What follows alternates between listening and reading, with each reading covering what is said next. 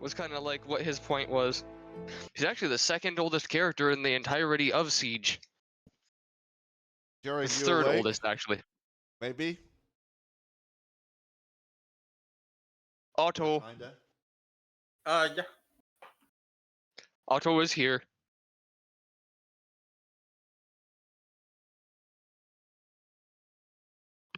At least it would seem, unless it's someone that has taken Otto's form. Imposter.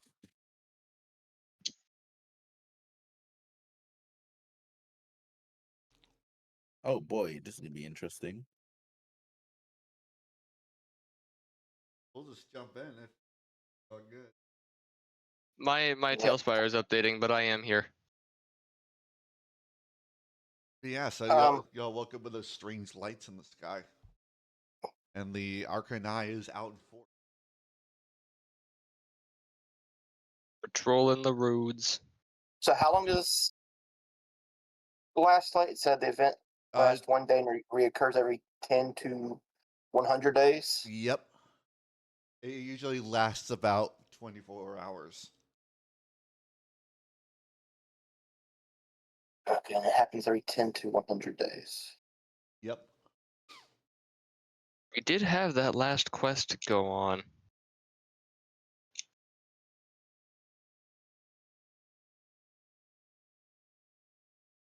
True.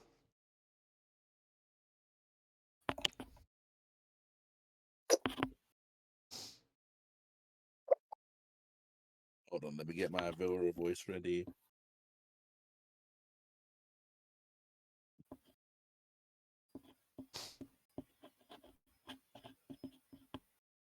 Okay, we are good.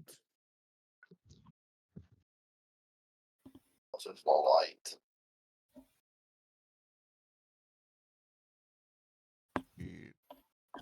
Music.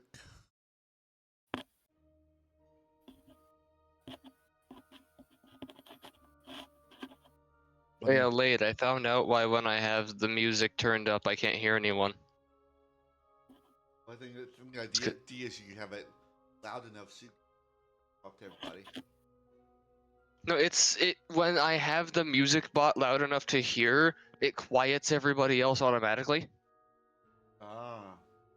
And I found out that the reason is because Discord has a built-in volume priority filter because companies use Discord for voice calls and meetings. So it's supposed to be a thing of whichever person is the loudest or most consistently talking, it will modulate them so that if someone else tries to interject, it will lower the interjector's volume. So that if a boss is saying stuff and an employee interrupts him, it lowers their volume. So the Discord's automated thing thinks that the music bot is trying to talk. So it lowers everybody else so that it can talk. Ah, so you have to turn that off then.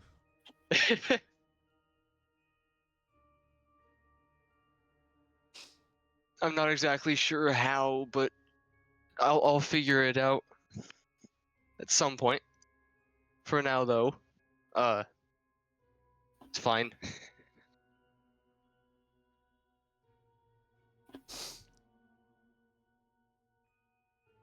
Yeah, we just have that one quest left to do. Yep.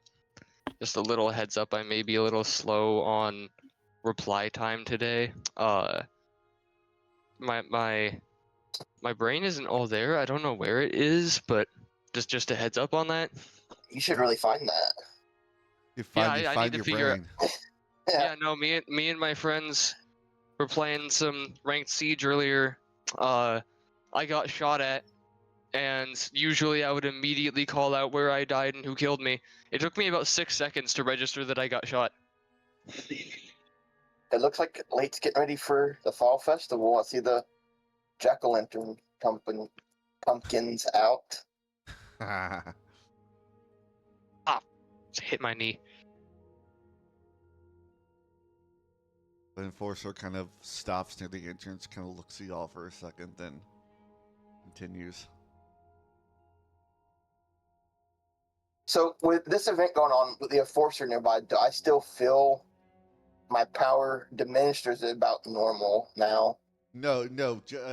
As long as you're, anytime you're within 30 feet of them, you really feel it. Okay. So even with amplified power, these guys are still strong enough to suppress it. Yep.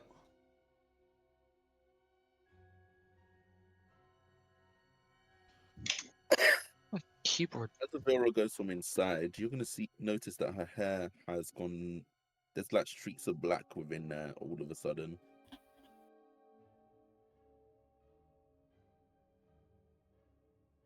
As she just steps out looking up. This is gonna be fun.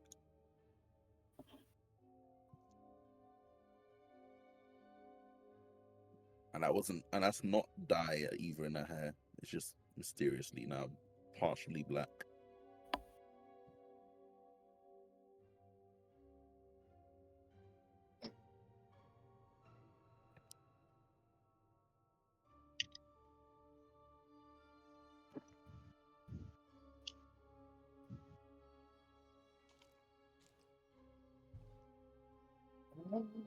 So, what do y'all want to do? What do we suppose we should do? I mean, we still have a quest that we have yet to initiate at the guild. I suppose we could try to work on it. Though with the weave as it is right now, it might be a bit important to take caution if we encounter any spellcasters along the way. Take Ventress's heads, maybe. Well, my only objection to that would be if our own magic is, amplified, his as well would be in turn, and even in base power level, he seems to be quite confident that we can't touch him at our current own skill, and while amplified, I can only imagine what he could be capable of. See Vera roll her eyes and say, if we're not careful, he could just open the gates and then we're all fucked. And she just says, that one there does not give a shit, but I give a shit. Dragon clears his throat. He says, I suppose you are correct on that. It's just, well, it's a matter of if we were to go after him, without a bit more information on potential weaknesses that he has, if we were to charge in headstrong, we might end up finding ourselves wiped, and if we are gone, well, that would mean that somebody else would have to take our place in trying to stop him, and by then it may be too late, as we have most of the info on his plans. Then why don't we do information gathering? Instead of just sitting here and doing odd jobs, we actually try to find a way to beat him. You're aware that the only lead you had was that letter you found at that temple.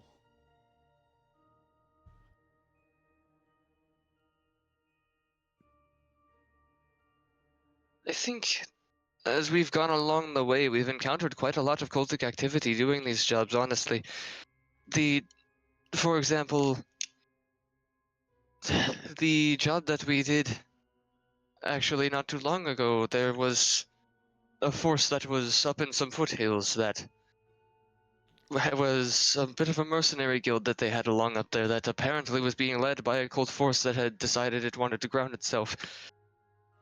It seems as though it's inevitable that everywhere we go they are always there, so all things considered, we could potentially kill two birds with one stone, and we may find them along the route to this last job that we do have.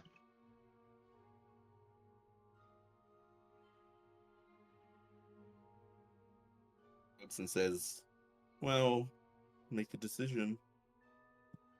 I can go and get Otter from eating himself. Surprised he hasn't thrown up yet.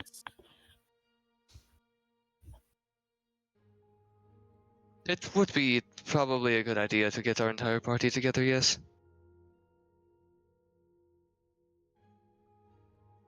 He's also still sitting on the table eating. Yeah.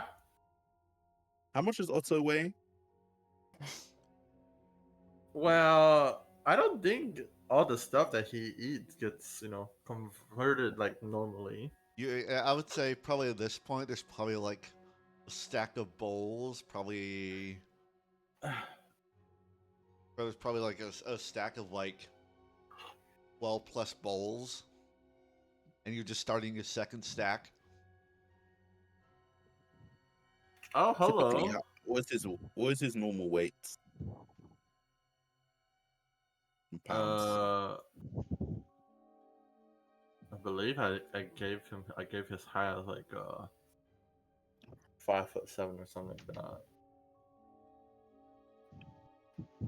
The regular human male Yeah, so I'm probably like a healthy average weight. weight. Yeah. Probably like one Yeah. if we're healthy. The question is he healthy after all this eating? I would say so. You see no visual change. But his weight seems exactly the same.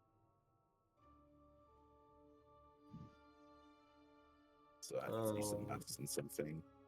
So How many pounds did you say that was? Huh? How many pounds did you say that was?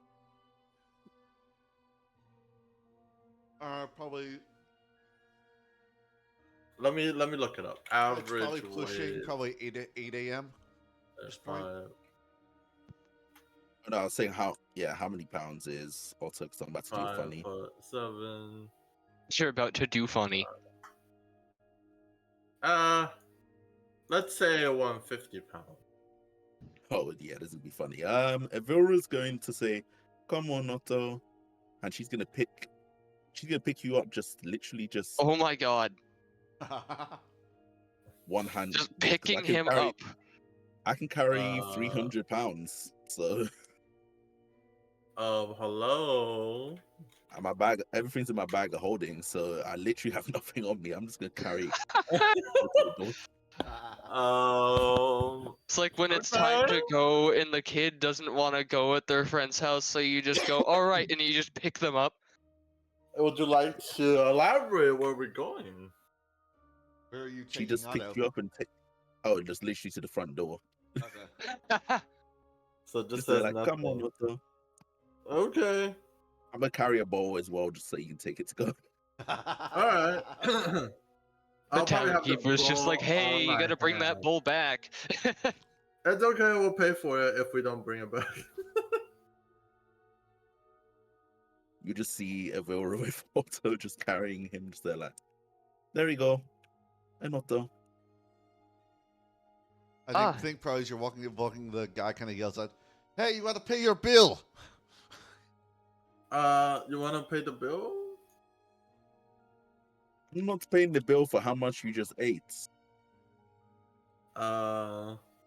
Okay. How am I gonna pay the bill if you're just gonna keep picking me up like that? She's gonna pick you up and bring you back to the thing just to pay the bill. I'm gonna carry you back in. 10 gold. Yep. 10 gold worth of 10? food. Yeah. You ate a lot. Okay, 10 gold. Otto's just in there having himself a hero's feast several levels before we can cast it. Yep. Hold on, let me send. I found the GIF I was looking for. Oh, that. Yep. Yeah, that's perfect. Yeah, Where? so you're getting carried like this right now. Oh yeah, pretty much. That's how I envision it. Yep. Okay, so anyone want to tell me where we're going? I plop you down and say, "Oh, they said they want." Phaedon suggested doing a quest. I want to kill Ventress. That's about it. Oh, It's probably, I did. Probably at this point, all of you notice the strange kind of spectral threads of shifting kind of light in the sky. What is this? Taylor kind of looks your over. market is on crack right now. Yeah, Taylor looks over and he's like, yes, exactly what Elvira has said. Is the the weave is a bit amplified right now as astral events are aligning. Uh, that's why I suggested that we instead try to gather intel before going after Ventress, because I don't think that attacking him when he's at his So strongest would be good. yeah, I don't think so either. I think we might just get killed when he's like That amplified like that this. that being said, Otto, there is that last quest that our group has yet to do for the guild, and we do keep managing to find the cult along our way. So I was figuring that we might end up just encountering them as we go about our usual quest going. And if we should, Okay. then it kills two birds with one stone, and we find information. I'd say we'd be careful, you know, Yes, try yes, of not to get in course. trouble tonight because Yes, that is. If our who magic knows? is amplified, so is theirs. So who knows what's coming out at a night like this? Oh, that's also a good point. There may be other dimensional beings and other such things that they might be attracted Yeah. to the amplification of the weave. You make a very good point. And also, We'll talk about Otto, it. you also, as you kind of glance down the street, you see enforcers from the Arcane Eye are just everywhere. Meanwhile, Vera just walked off on purpose, just there, like, Is she still picking up Auto? nope, put you down and then just Okay, walked okay. off. Yeah, she left you at the doorway. Alright. So is this so does Auto know if this is a normal like event or It's like during your time, during probably Klaus probably being alive a little longer than most of y'all. Klaus has probably seen it maybe total maybe say this would probably be Klaus's like 10th time probably seeing it. okay? Are we level 12 or 11? 11. 11, okay.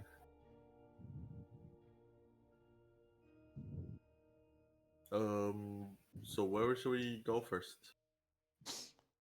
Should we catch up to her? Yeah.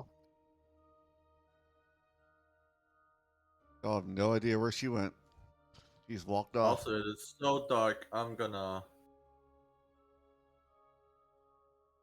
do this.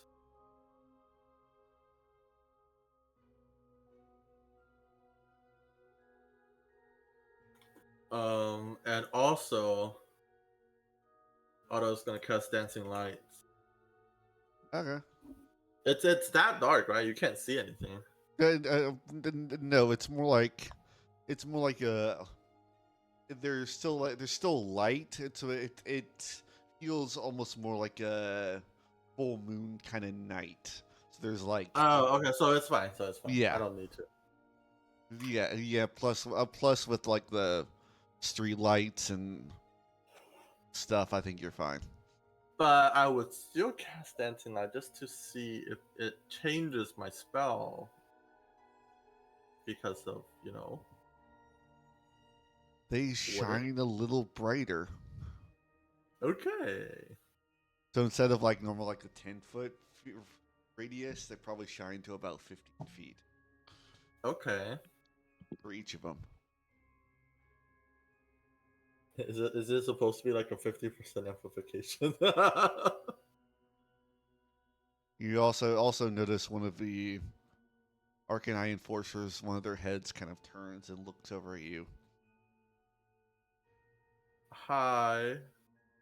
Just doesn't say a word, just stares. It's I like, don't think we should be involved with them. So Assuming that we all see that, he kind of looks at Otto, sees the enforcer looking at him, looks back at Otto, looks back at the enforcer, and just kind of with like the cautious smile on his face, Phala is just like, "Oh, you don't need to worry. He was just seeing what was up with his magic." yeah. it just doesn't say a word, it's just staring. All right. He uncasts Dancing Light. We don't fuck with Arcane. Nope. Plus, above a table, the Arcane forces are incapable of talking.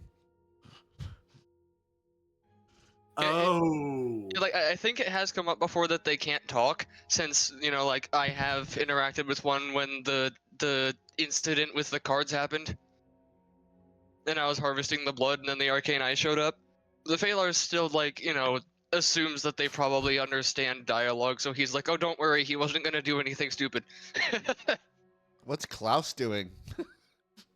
I'm just walking around. I'm just following Cloud. Yeah, just keep following me into the dark woods. Come on. Now you said Jerry's like Jerry's that. gonna get murdered in the woods, and we're never gonna see him again. No. I'm going back to Valar. Follow me like candlelight into the woods. No way. Phalar's gone. Where is Valar? Yeah, he's Oh, gone. there she is. I already got him. All right, back to Valar. Or the Phalar gone toward wherever Ivor is? He's kind of mystified at the moment by the situation, because he's like, damn. So he kind of started to wander off, and then came back to the tavern. Like he kind of retethered himself, because he was like, I don't know where I'm going yet, right? And probably seeing Otto come back in his direction, he's like, have you ever seen something like this before, Otto? Have I? Asking the DM.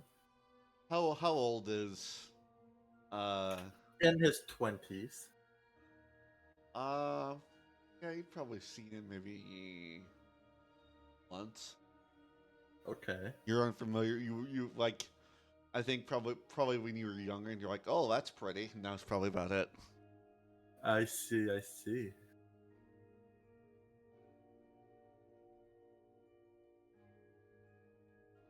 Which, might I note, that Otto, something you'd probably realize upon Phalar being the one that's all amazed and mystified by this.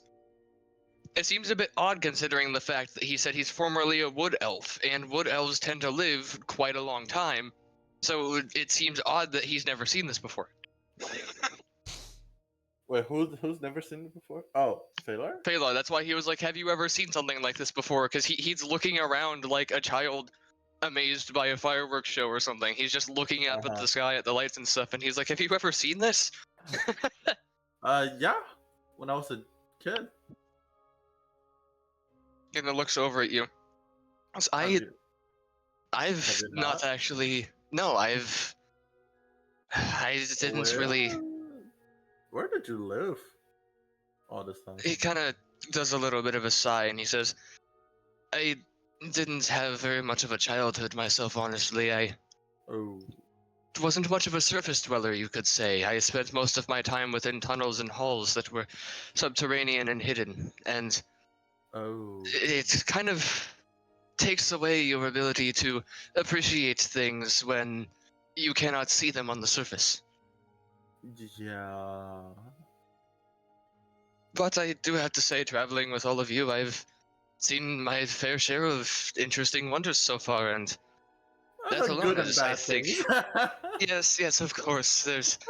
There has been many, of course, issues, I'd say, but that's a constant no matter where you go. You're going to find problems and conflict, as terrible as it is to say, and you can't make everybody get along perfectly. Yeah. I think we should go find Avira. That does sound like a good idea. Where should we go? I hadn't thought about that one. Do you remember what direction she went in? I was not looking. I was a bit preoccupied.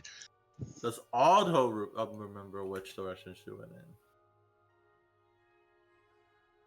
Can I do a history check? Make a perception check. Perception, okay. To see if you can spot her. Oh, 25. Nice. You see her in the courtyard of the Adventurers Guild. Oh, where is that? It is so dark, I literally cannot see anything. Here. Oh. Oh Jesus! No, it's just like Oh. instant. I think she's in the Yeah, courtyard. You the wanna tavern go? is very much right by it. Good I think she's business. in the courtyard. You wanna go? Let's go. I suppose we probably should. After all, I am the one that Yep. suggested that we should continue on the questing. Yep. Boop.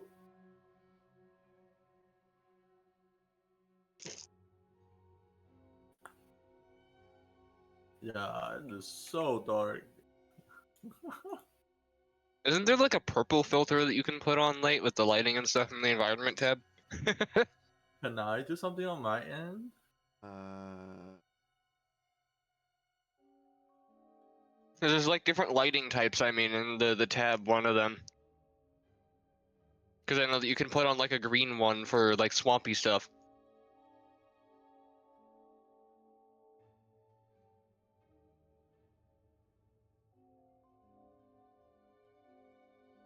yeah, hold on, I'm messing with it now.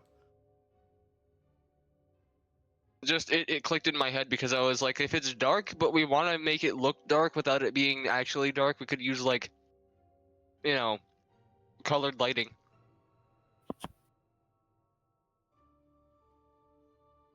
Probably something like this. Oh yeah. See, now we can see, but it looks magical because it's purple. Yeah. That helped a lot. Yeah. So now that Phalar is like ultra UV black light mode. Look at him. Yeah, so y'all probably walk in and y'all saw y'all probably saw her walk in just as you got into the courtyard. Right, Otto, and we go. All right. Are you going? Very slow. Oh, there you are. You got way ahead of us. I almost couldn't find you. I apologize for my slowness. I was a bit preoccupied. I got rather distracted by the sight of the lights. I even almost got lured by clouds into the woods. Or kind of chuckles very, very faintly and just. Though honestly, it's hard to tell whether or not that was a serious suggestion from him or not. He does say things like that sometimes. Yeah, so I was like, no, You'd rather never, not and take the then- risk, even if he was being sarcastic about where he was going. Exactly. Chances are, if you aren't useful to him, he could just you. He might suck you dry.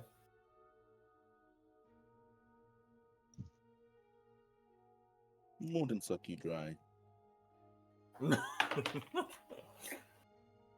He'll suck you dry and then make you a skeleton. Exactly.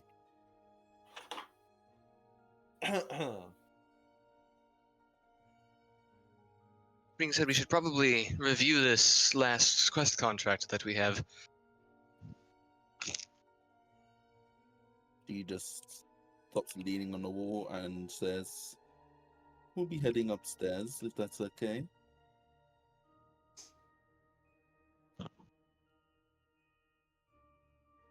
To the front desk lady. He says, "Go ahead." But he's in a meeting, so give him a moment.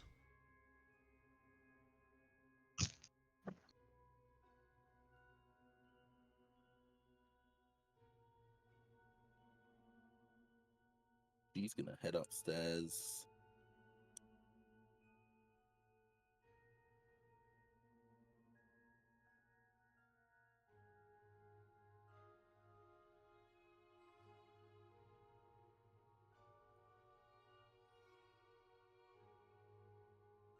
As she just goes, I'm gonna go back because she was actually just eavesdropped slightly.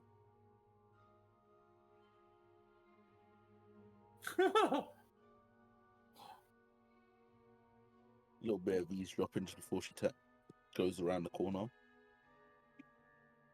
Second. Final word.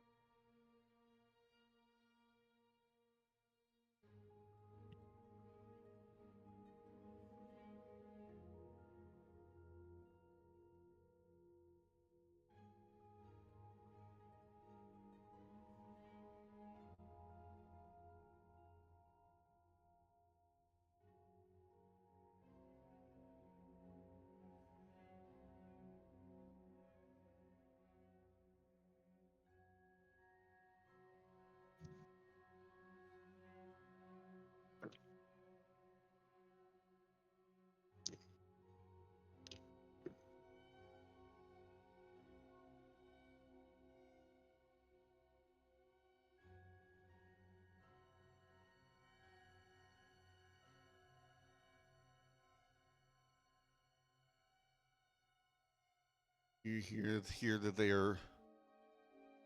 the foreign figure is like, look, with magic being so unstable as it is, the Arcane Eye is insisting no more contracts be given out. They think it is a safety issue and it can't happen.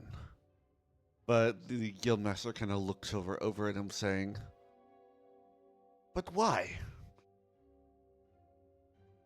Why? People need these objectives done, and I want to make some fucking money.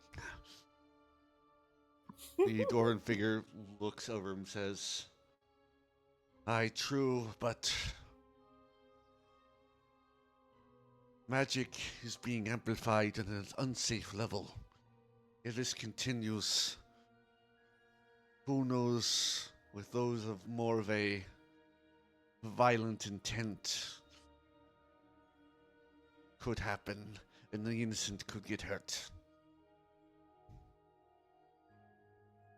It continues to go on and on as you see they can't seem to reach an agreement. And then the Guildmaster says, fine. 11 contracts, but fucking high. And he's going gonna to take a step forwards, just as he turns around. Oh, are you here Hello for there. business? Oh, Otto stands behind her. Of course. sorry about that. He has some business. You see him as he kind of looks back, kind of giving the dwarf a kind of a dirty look before going back to his desk, kind of hopping over it. Walking towards the desk, Avira's gonna do a just cheeky little finger wave. She's just gonna go. Okay.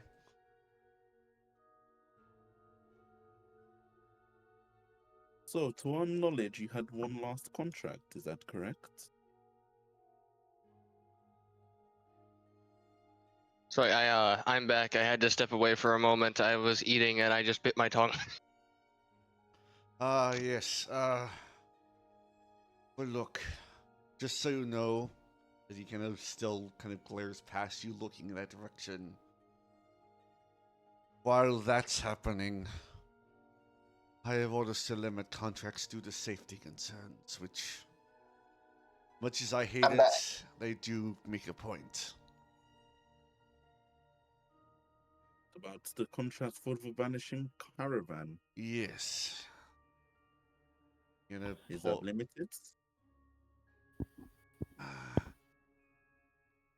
They're what? Is that limited? Unfortunately, you'll be able to max maybe 2 more. That's fine. Anyway, We were more- yes, caravan traveling west of here was delivering supplies over to another town when radio silence. People at its destination. People have told me it hasn't arrived, so at least safety concerns for those who are there, those who are taking the caravan, and make sure everything is hunky dory. What is the reward for this, by the way?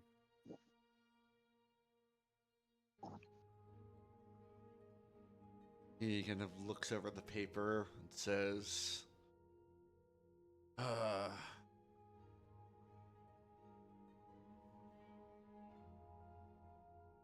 looks like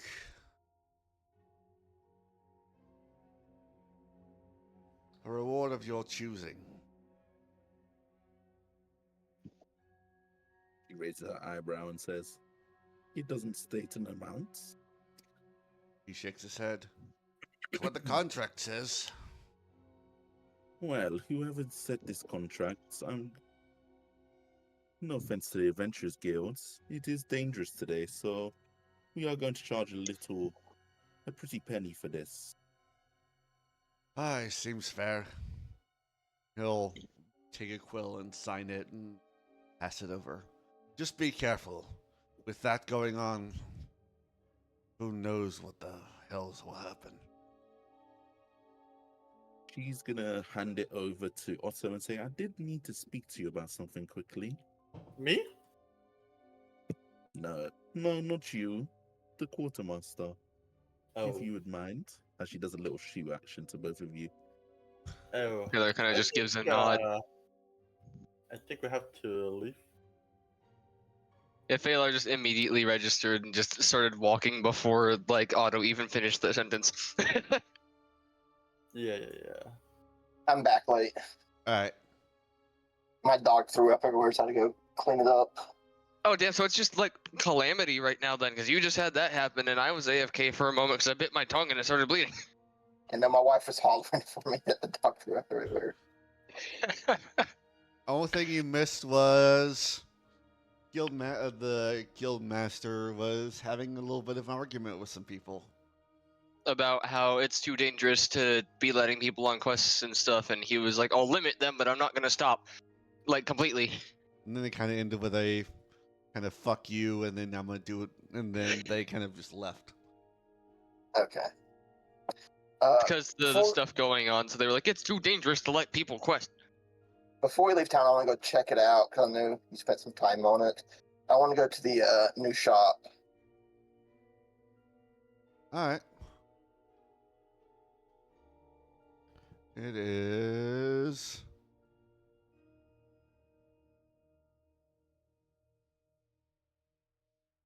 right here. Right next to the Adventurers Guild.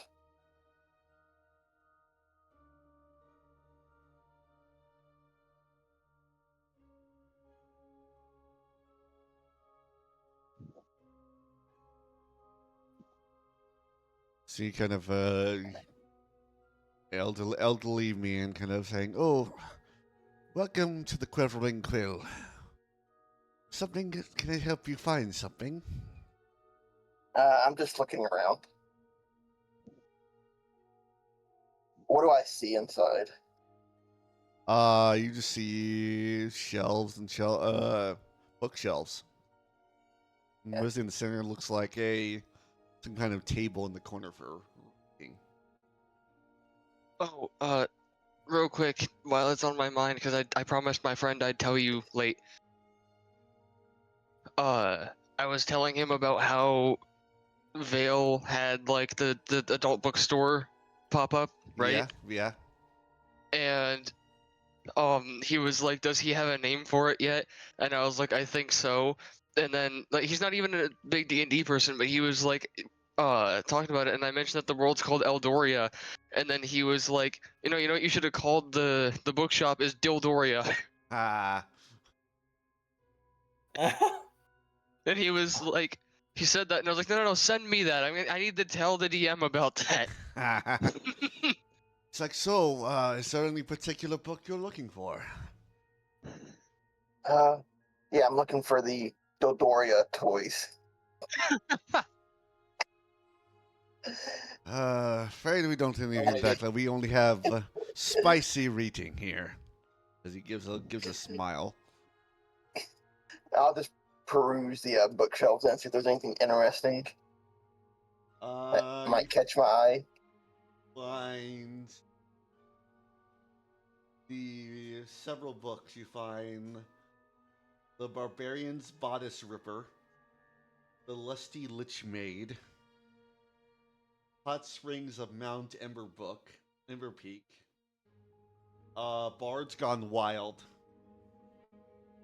Chainmail and Chivalry, The Duke's Dungeon, The Minotaur's Embrace, Silken Sails at Midnight, and Clerical Positions. How much for the lot?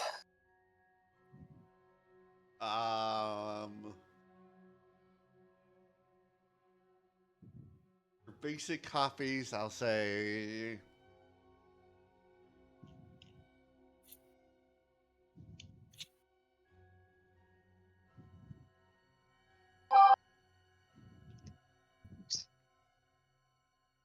$1 gold and 50 silver.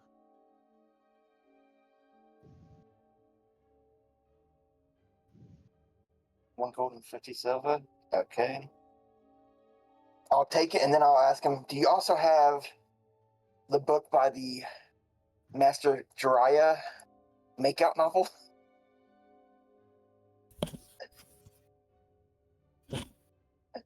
I don't know if they made it to this part yet from the Leaf Village. Oh, you must mean his famous book, Plate Mail, No Pants. Yes. I think yes. It's a limited edition copy. Give it to it for, say, 2 gold. Sounds good.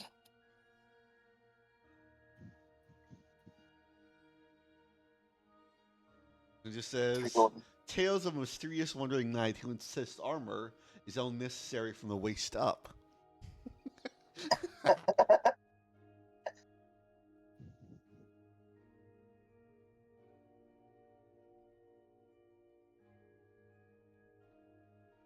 I have like a zillion more in my thing. But yeah, okay. So 3 gold.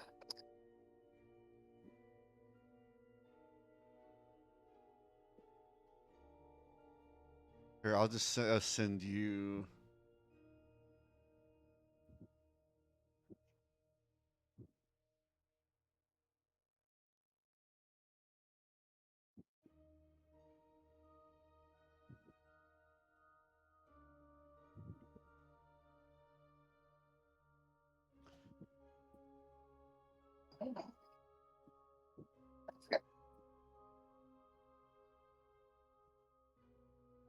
I know this never came up, but I was just looking at it when I was taking that gold out to pay for these books. Do we ever do anything for our lifestyle expenses? Not really. Okay. I just happened to see it, and it's like, oh, and we've never Yeah, had to pay for that. both campaigns that we've done so far, I just select like the middle option because we've been spending time at taverns as our place of residence, which is just about what the middle one would be, like comfortable or whatever I think it's called. I think the only thing that maybe come into that would probably really have an impact would be your background, but other than that, Okay. Yeah, because there's like especially for like traveling and staying places, I think, because like certain backgrounds, there's like I think the Outlander one or something else does the thing where like when you're traveling, you can get rations for your party because you can hunt. Yeah. and really you wanted to have a private meeting with them. Yep. She quickly did the private talk and then came back out. Okay. So you just DM them what it is, or do you want me to go to secret channel? Depends on if you want to RP it out or not. Oh no, I DM'd you already. That Okay, piece of oh, information okay. was all it was. All right. She just steps out and says, "So, you guys ready?" Well, I believe as ready as we can be. Of course, cautiously optimistic about what we may encounter. Never know what this kind of power being in the air could draw out from the ethereal or other planes, or just spellcasters looking to get a bit of an advantage. And I would say, Klaus, you can just feel that there's an enforcer just staring at you from the other side of the doorway. Not pick up the book. Like, you want to read it? Just continues to stare. And it's like you can you're like on the very edge of like its aura, but so you're like feels like half gone, half not. It's to the point where it kind of feels a little nauseating. I'm going to ask the store owner if he cares if I leaves out this back door here.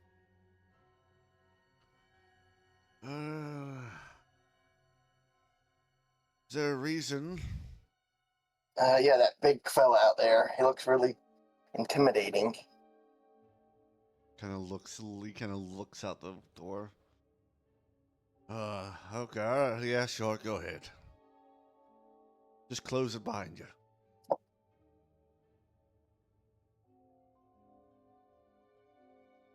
And I'll shut it.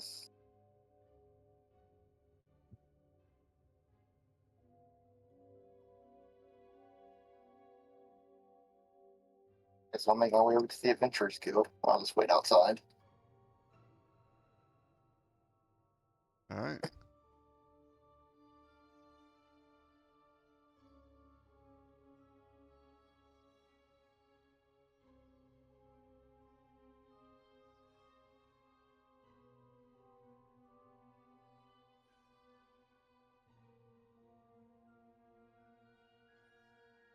She would just start. Evilra would just start walking out. See no one. As Phalar is as well, he kind of looks back and is like, "All right, Otto, we appear to be on the move. It's probably best if we get going."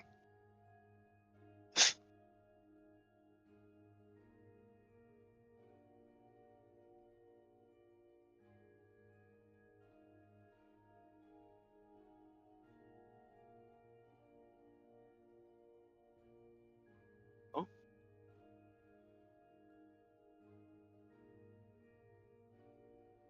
I think Otto is admiring the wall. Yeah. The good Otto. wall. I don't know if he knows he's muted or not, or if he might just be AFK. Ah, yeah. He's AFK. He just said he's making a phone call. All right. The only thing y'all know is caravan was going west of town.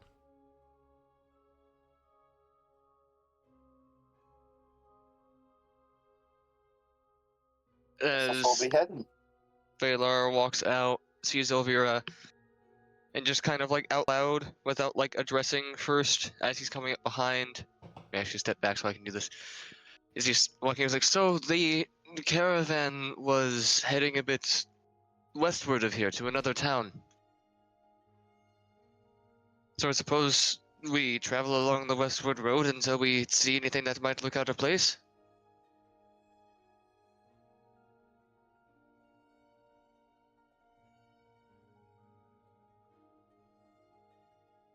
We don't have much of a lead other than that at the moment, unfortunately.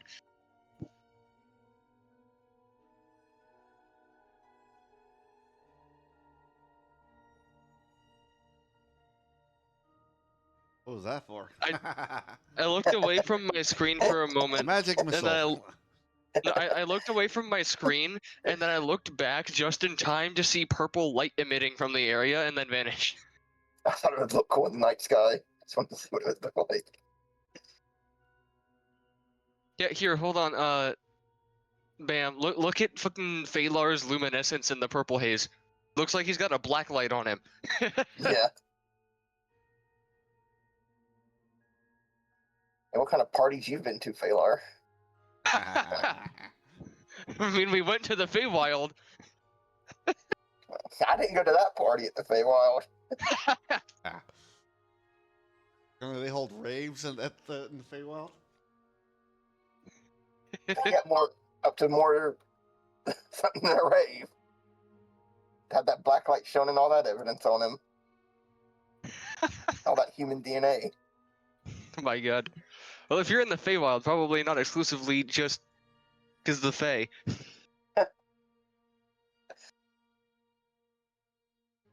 Sours. You would see as Avira does a whistle as her trusty horse comes.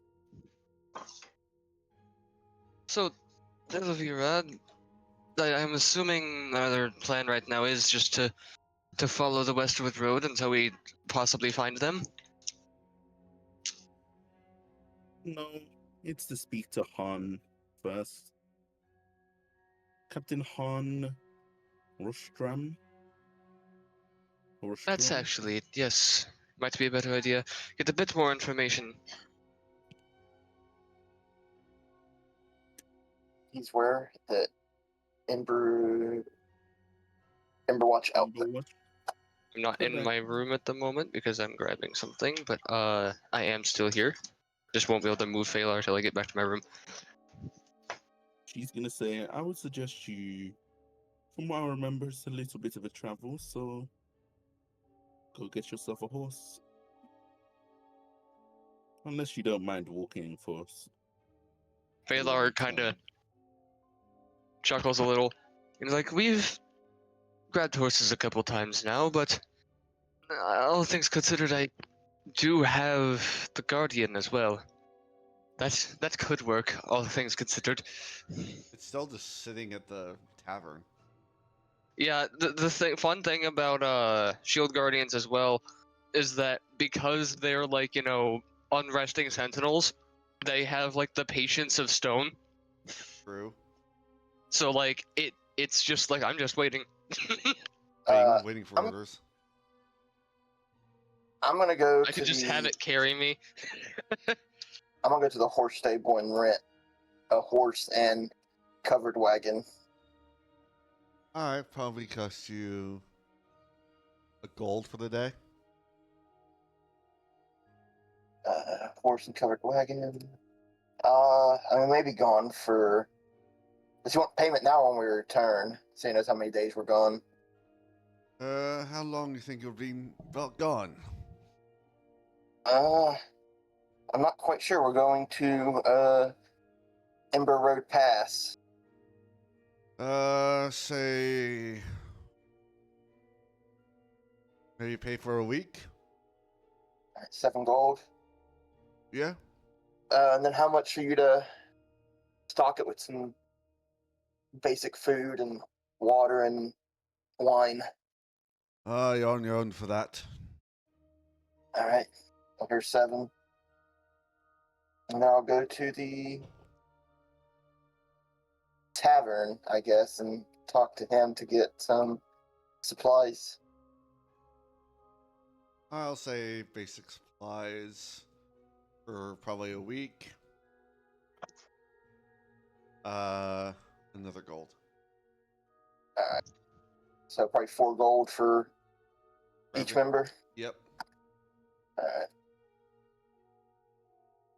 Yeah, there's his 4 gold. He sets, probably takes some close to, probably close to 45 minutes, but eventually lays out all the supplies for you. All right. Now I want to go back to the horse guy. I forgot to ask him how much would it be to hire a driver.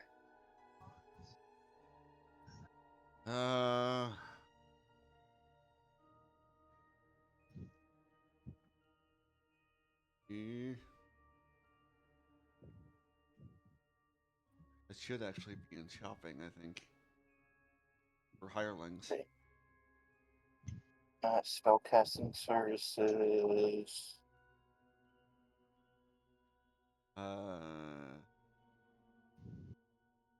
Service. Would that be a skilled or Skilled. hireling? It'll be So skilled. 2 gold per day.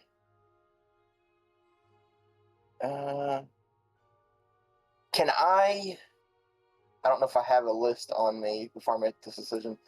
Do I have a list of any of the members and see if any of them are proficient in buggy driving?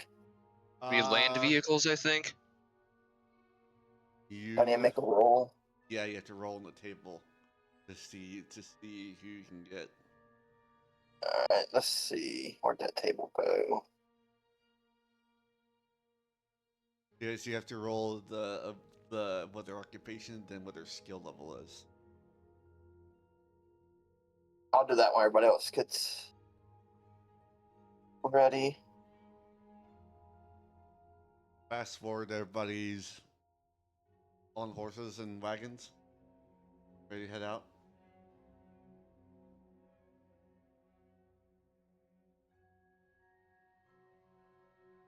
Yep. Avira's just. She looks very impatient at the moment. I've got my shield guardian. That's gonna be my mount. I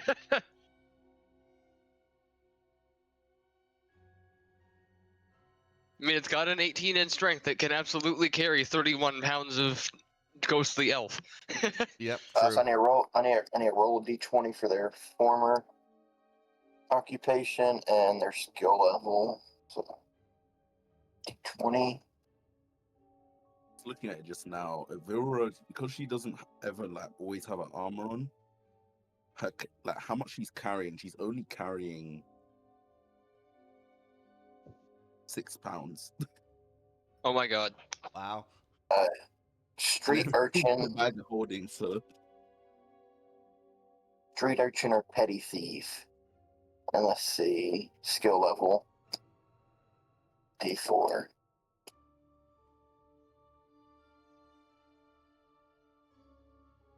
Three, skilled. World practice can perform under pressure. I'll say probably a street urchin could probably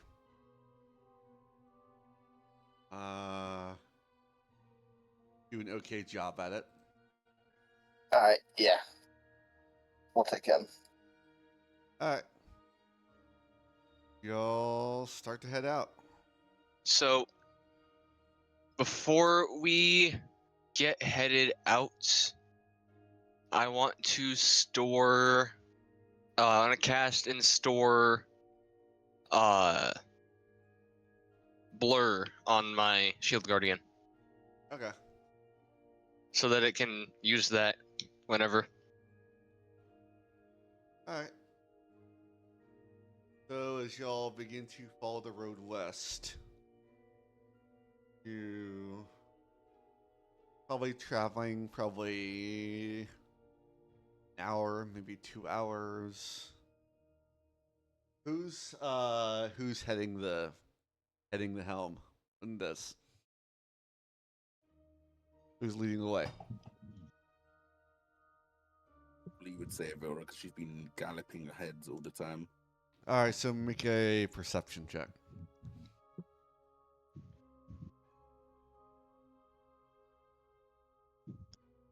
All right, back. Sorry. Not 20 plus 4. Wait. As you kind of in a dim light, you can make out looks like 4 large bodies on the ground, and in front of what looks like to be a larger caravan.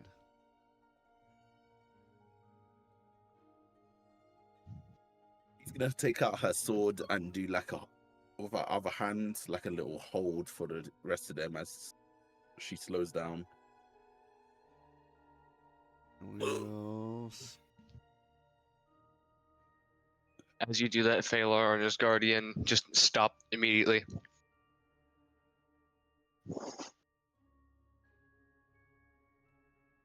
Gonna shouting up ahead of you since you're ahead of us. I'm assuming that we've spotted something. Correct. She's gonna do now.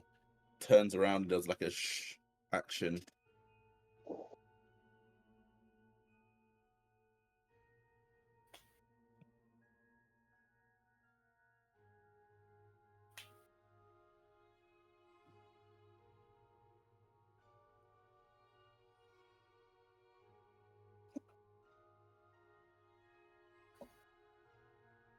So y'all would probably be.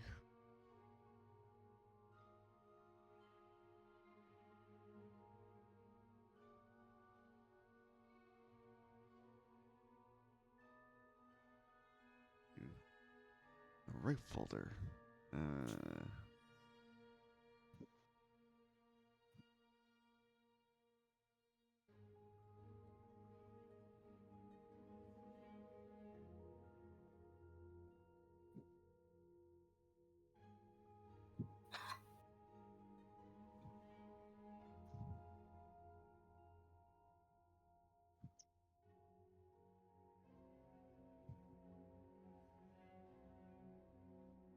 What do you?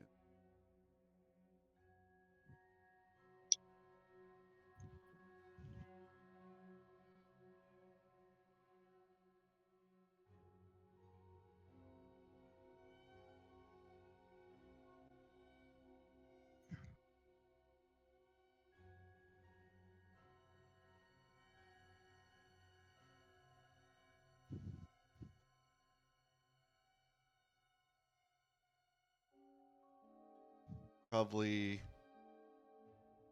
Guess you just see these 4 bodies and like. Beyond that, you don't see.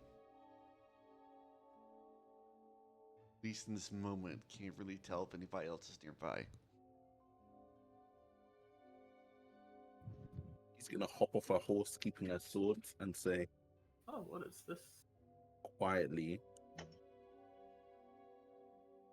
approach with caution and quietly. You never know if they're still going to, whatever attack is still there. Okay. Try to be Yes, of course. stealth. Should I roll a stealth check? If since everybody's moving quietly forward, yes, it'll be a group stealth check. Okay. So we just all roll. Yep. Somebody rolled a 20. 14? All right, not bad. So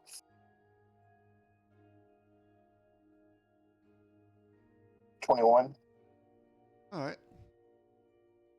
Gonna say Phalar again has like done that thing where Elvira says we need to move quietly, and then he just gives a nod and is like, say less, and is just gone. Yeah, basically. She's gonna do a point and tell your big metal to stay back as well. You just see the shield guardian nod at you as Phalar telepathically tells it to nod.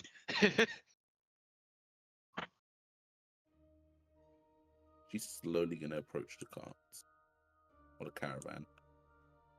It's probably this point Just you a quick- realize the 4 bodies you see are horses that are just filled with arrows. He's gonna look at this tree, especially right here.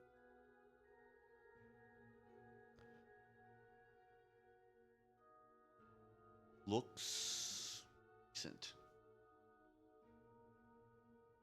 Looks like someone cut down this tree, and it could have been an ambush, but doesn't explain the details of the whispers and shadows. Phalar kind of, out of view but still talking to the party, just says, do you suppose that the tree being cut down could have been used as a way to stop the caravan? Exactly.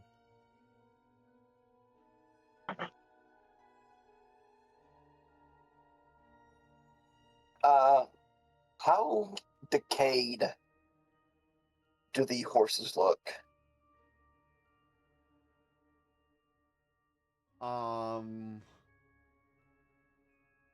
Probably make a medicine check.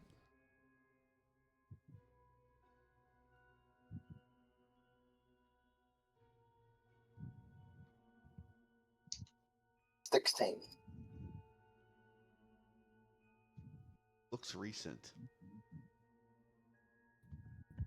You can tell the blood is still fresh.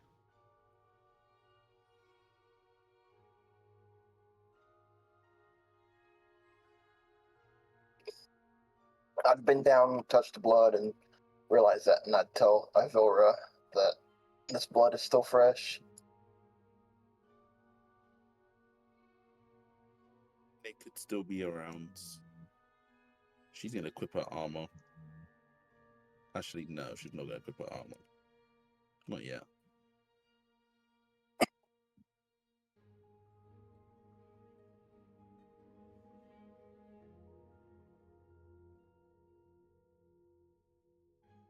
Where would be the entrance to the carts? There's no entrance from what you can make a perception check.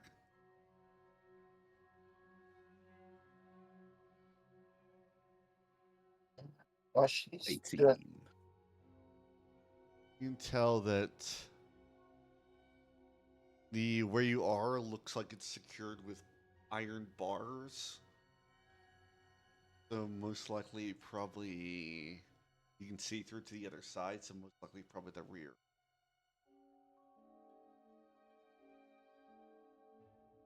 Is there anything inside of it that we can see?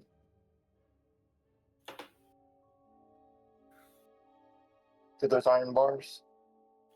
You see crates that have been splitted and broken apart.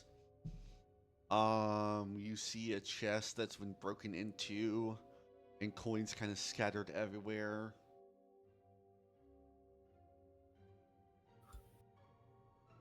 And you see something gift.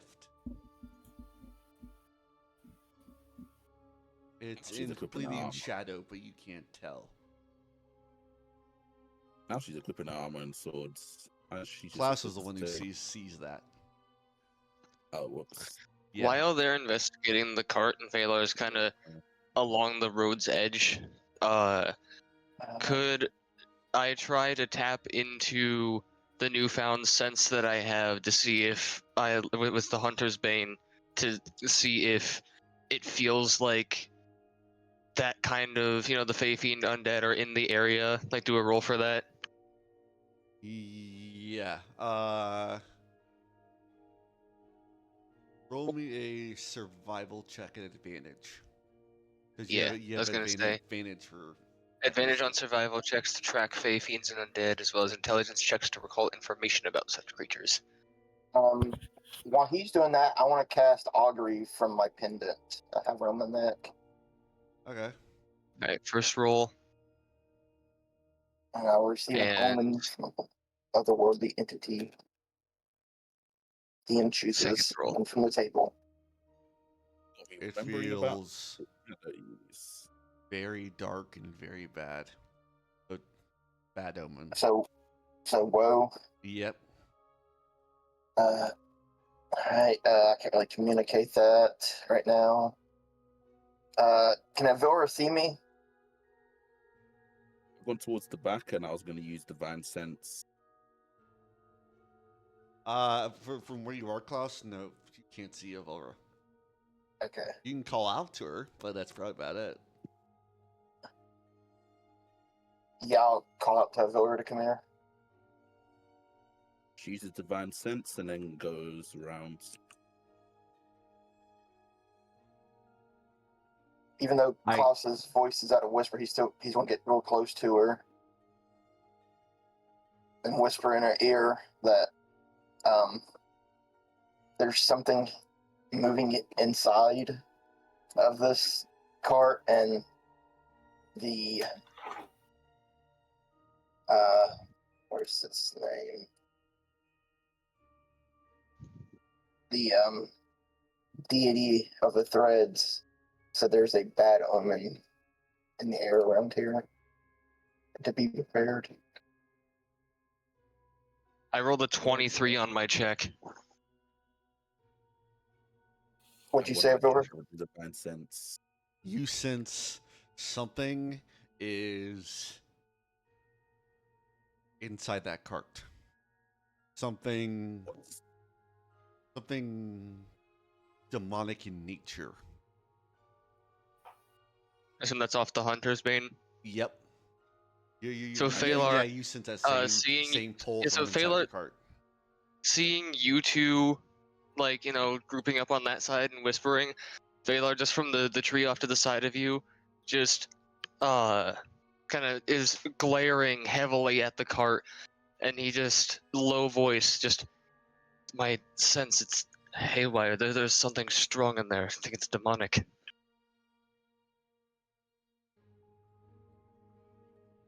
Whatever's going on here, it's not natural. With how Vilra's standing right now and the light coming off her sword, it's putting lines on the edges of her lips that make her look like the Joker smile, Heath Ledger's Joker. Oh my god. Oh yeah, it is. You know how I got these scars? You know how I got these scars? Makeup at the local Halloween store. Just before I equip my armor, am I able to go up these ladders and then equip it? Yeah. Bling.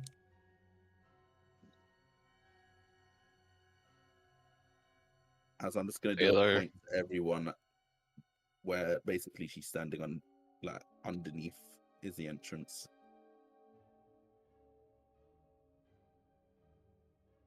Phalar's got his main dagger out now, looking up at Ovira, and he's like, "Be very careful. This definitely doesn't seem right." She does a nod, but then she points down towards the back of the car.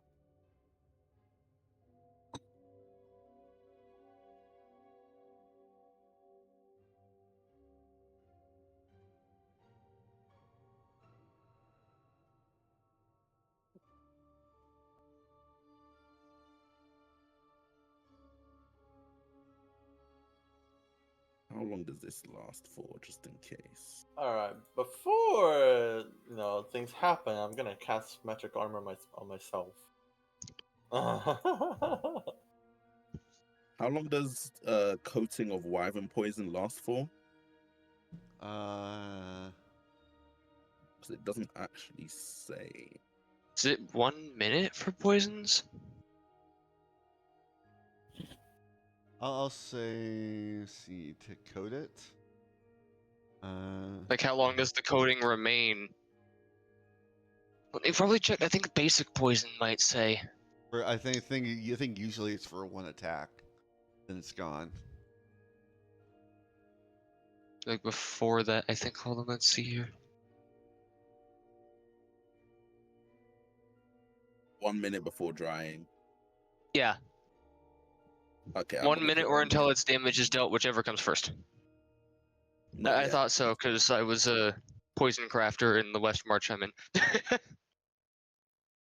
That's a complete. It was funny that I wasted one of those for that kiss of death. I'll prepare the action. If something charges out to attack, then I'll coat my weapon. Okay. So you said this was demonic in nature? Yes. Yes, it's a heavy demonic pull coming from within the cart itself. I can't take my eyes away. It's buzzing in my head. Can I make a callback in my mind to see if I know what demonic forces are weak to or don't like?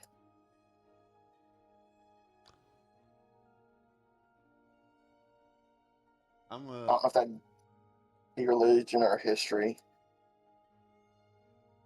I would say unless Klaus has a prior history with something demonic, then I'm gonna say you don't know. Would uh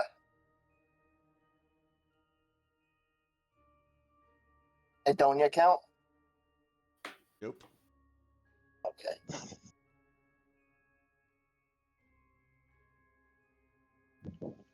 Because Love you. Antonia wasn't exactly. Yeah, she had some demonic influence, but she wasn't like a full demon. So here's a question, because it's not exactly something that comes with the Hunter's Bane feature, but um, is it like demonic, like it's just like an evil force, or is there a way to tell if it's like devil or demon in nature and not just like outright that it's evil?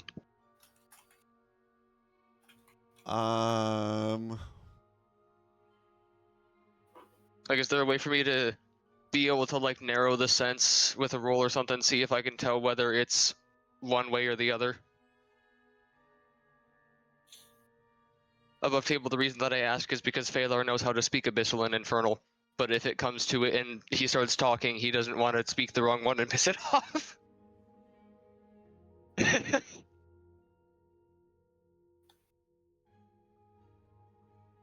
I'm gonna say you're not really sure.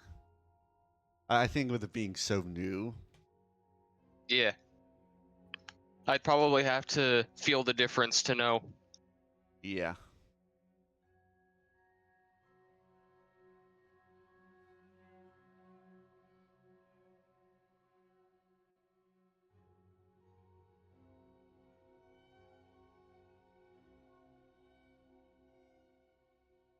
Vilra's just waiting at the top for someone to open the bottom. Just there, like, someone needs to go and at least identify what's going on back there. Phalar kind of looks up and then looks to Klaus, looks to Elvira, looks at Otto, and is like, I could always fade my way into the ethereal and take a peek in. Even if it can see me, I can remain unaffected. Yeah. Going in. I only have a brief moment, but I can give it a look. And then he kind of flips his dagger around in his hand. He gives a nod. You see his body waver, turn into the gray mist, and dissipate. As he takes a few steps towards the back of the cart before he fully has vanished. As you can anticipate, now kind of seeing into this, you see this very large, only described as dog-like creature. No eyes, just this large mouth of jagged teeth, and a barbed tongue that keeps whipping out. So you see it's kind of like curled until it's kind of like curled up in the kind of just curled up in the middle of what's left of the loot from this caravan. Like you It seems like it's kind of resting. hear what sounds like sniffing. Kind of raises its head.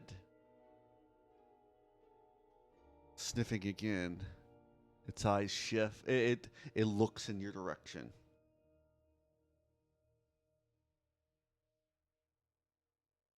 Taylor kind of stops for a moment and not entirely sure whether it's capable of seeing him or not. Kind of just trying to register if it looks like it's looking at me or if it just looks like it's looking past me. It's kind of hard to tell since it has no eyes. But it seems like it's Thank you. make an insight. While he's doing that, I want to lean over to Otto and tell him something's not adding up here. The natural 20, I'll say It's Does it look like it can see me? It's looking like it's acknowledging that it knows another presence is there.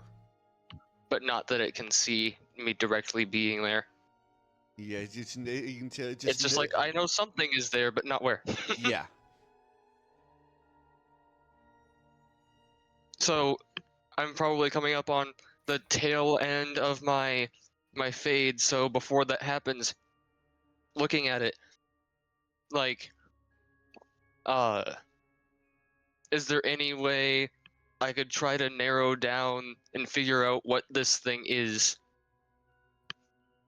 Just by, like, looking at it directly, with me now having Hunter's Bane and probably a tiny amount of demonic interaction in the past, but not massive, given that I know both Infernal and Abyssal. I would say giving probably partly to your history. I'll say make a history check. I was gonna say, it probably wouldn't be something that he would just know off the top of his head, but if he, could recall it. We'll do history.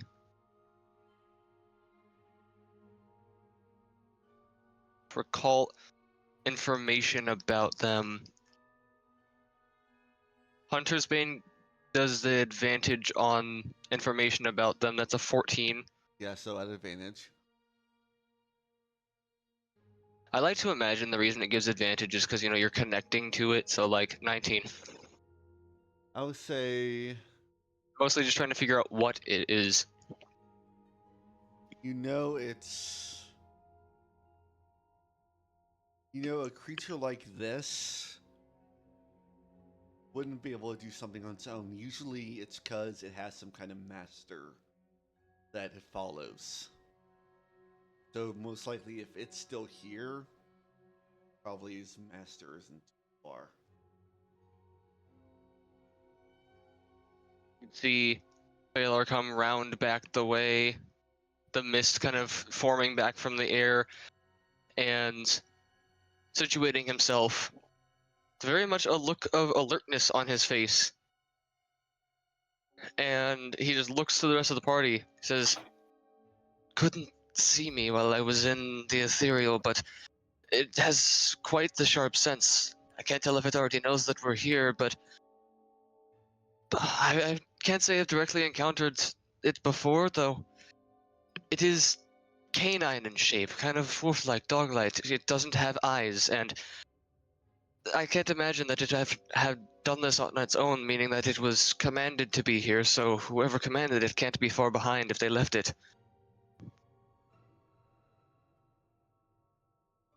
Is it a werewolf? Oh, no, it's definitely demonic in nature, it's not humanoid. It's more, imagine a wolf with a bit more of demonic features and without eyes. Probably a guard dog, more auto. Point being, whatever it is demonic. It does know that there is someone else here besides it, and it wouldn't have done this by itself, meaning that whoever's controlling it can't be too far away. We are not alone here. Yeah, someone would have had to cut the tree and shoot those arrows. And they likely wouldn't have left a demonic guard dog behind.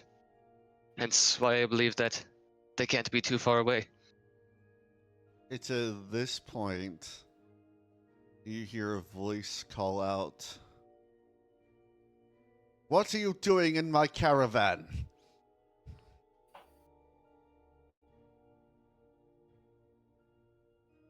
Where did that voice come from?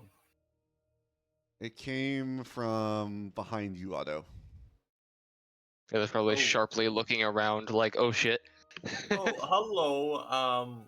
We're just investigating this caravan because we thought, something happened to it.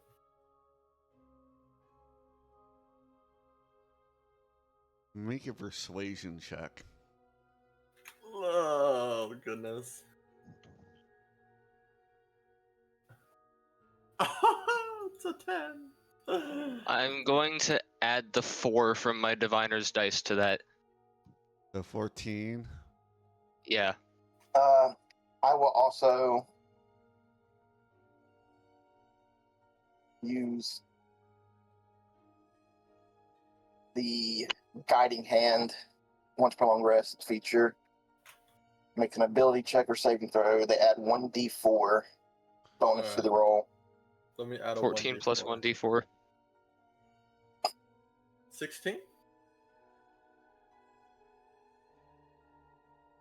As you can Plus- now probably see a figure step out from behind a tree.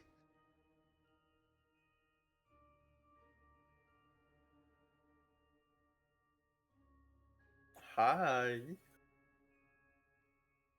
Didn't say a word, but lets out a high whistle. As you see running from the caravan is this thing.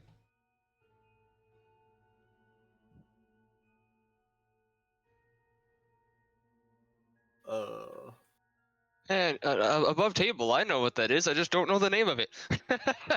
Where? Back of the car. Yeah. Bink, bink. Once you see it, it's not hard to. Oh, what the heck? This thing does not look friendly at all. As you see him call out, Clongoth, it's feast time. Roll initiative. Whoa! As soon as that happens, as he's Oh, wait, doing hold on. so,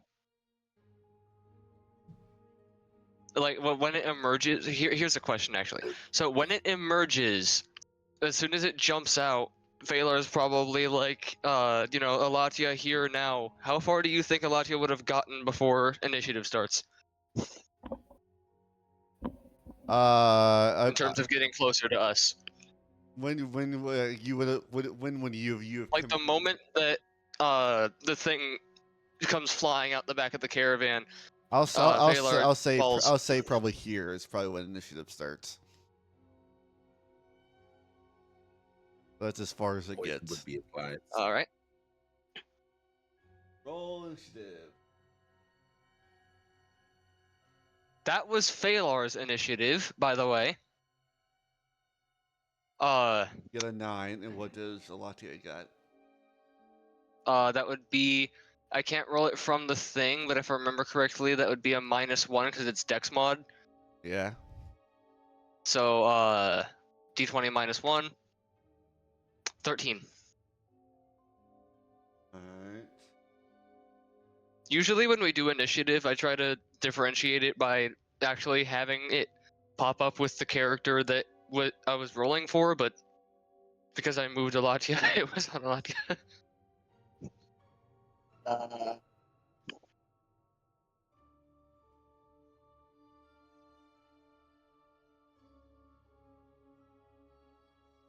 I got to roll. Yep.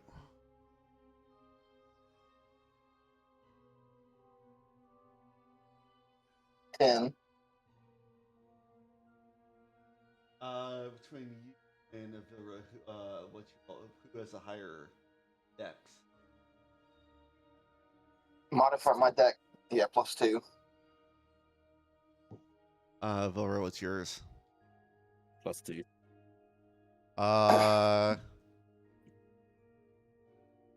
You also want to Plus do? two. You also want to do roll off? You goes first. Class can go first. Sorry. Okay.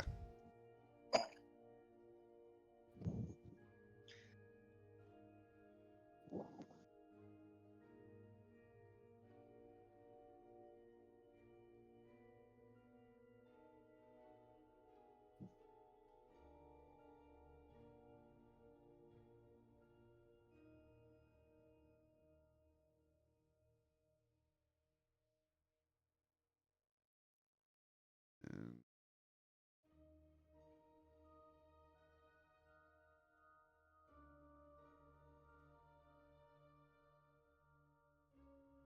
lost where his mini went. Yeah,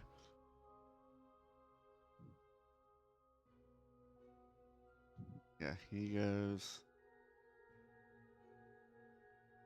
It's Klaus Vilra.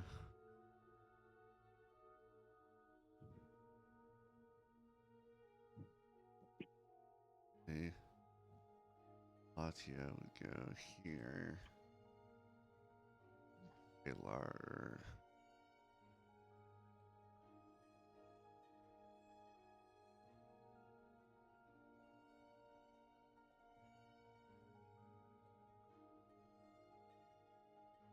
All right, Otto. All right.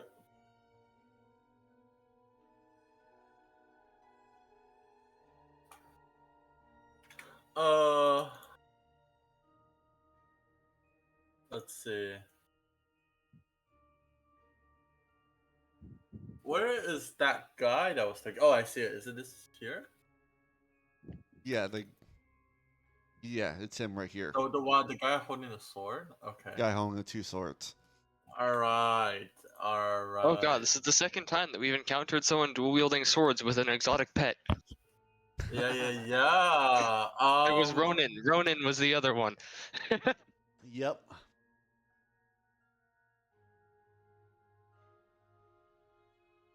So, the last 10 minutes. Okay. And I guess 60 feet. Okay, cool. Otto will cast Investiture of Wind.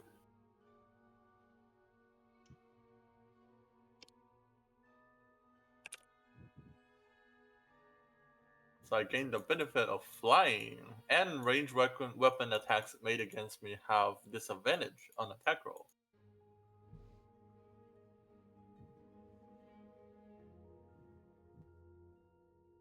All right.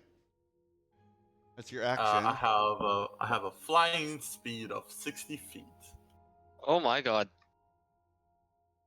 That means can Auto like fly now? Yes, How you do can. how do I make it fly? There you go. And you hold control. That will move you up and down. Oh, there it is. All right.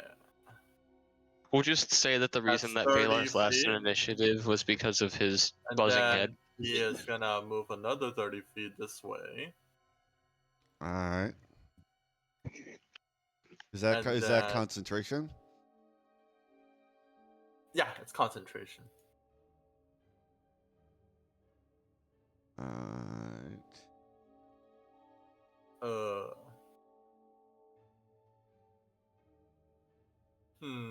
Hold on. Let me reconsider. Let me reconsider. You're like, me- maybe I shouldn't be up so high. 30 feet, right? I was originally here. I'm gonna move 30 feet. Well, technically I have 60 feet speed, but I don't have to be flying up in the air. You could just be like Then a you can bit just off the fall down. ground. You Or don't I have to could be like I 50 could feet be up. horizontally gliding, right?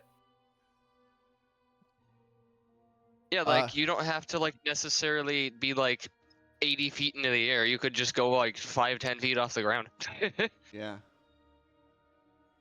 Yeah. Because I mean, you're not flying via wings right now. You're flying because wind. Yes. And then 5 feet, and then I have another 25 feet. Also, can I just say, Otto, I love the fact that like I don't think you've done this spell before, so it's kind of funny to imagine like we're all just sitting here getting ready for combat, and then suddenly you just start levitating. Yes. And then let's see what's. Yeah, I think that's it. All right. Otto is gonna get the heck out of there first. Rologoth is going to run around the corner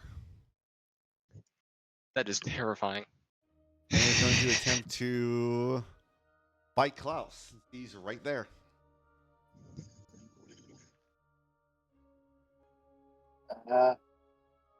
I'm going to cast Shield as a reaction. Okay. What does that bring your AC up to? 21.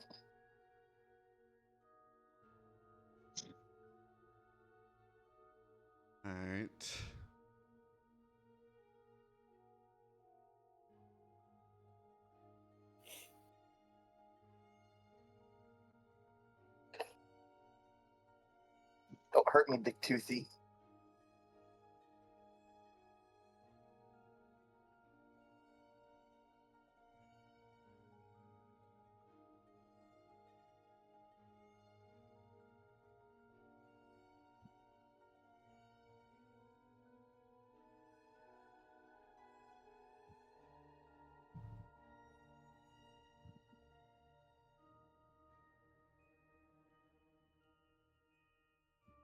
It's a 21 to hit. So it hits.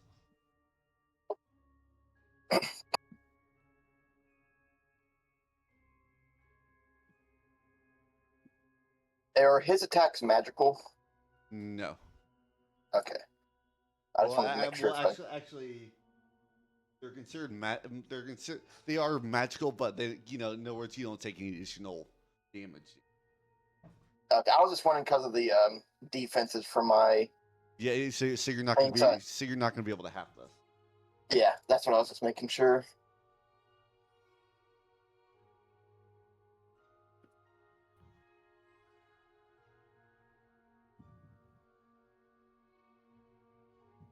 Wait,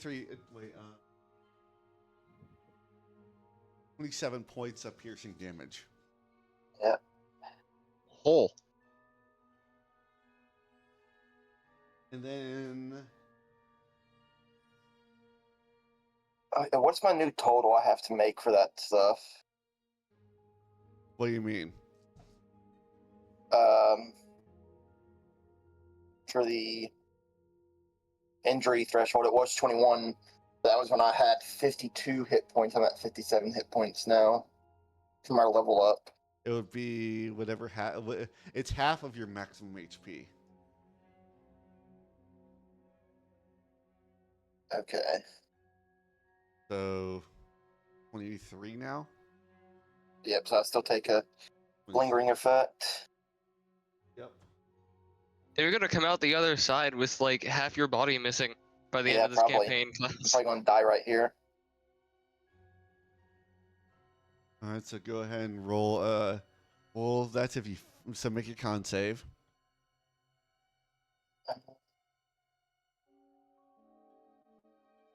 Yeah, I fell a 9.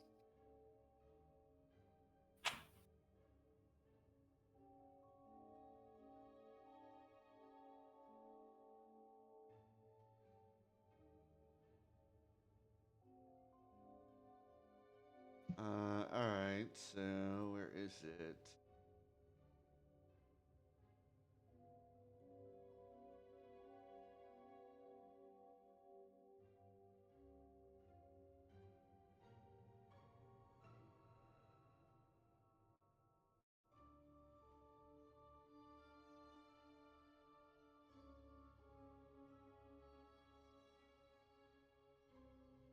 Roll a d.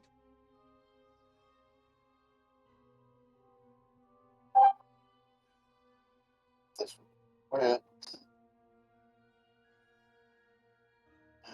20. 17. Minor scar. Yep, you're fine. No, I scarred my perfect body. Oh no. Oh But no. now for its second attack.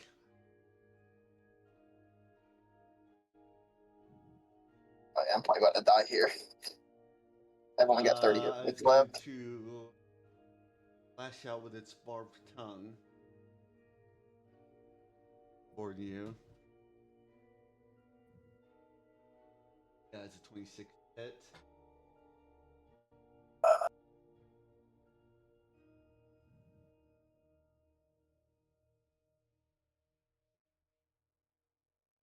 17 points of piercing damage, and you're now restrained by it. It now has its barbed tongue wrapped around you. all right. That's the end of its turn.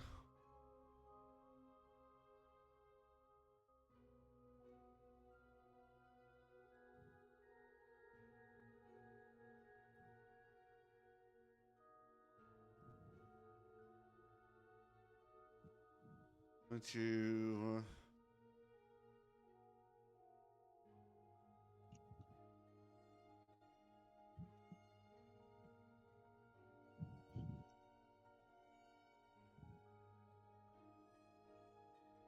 where'd Otto go? I don't see him.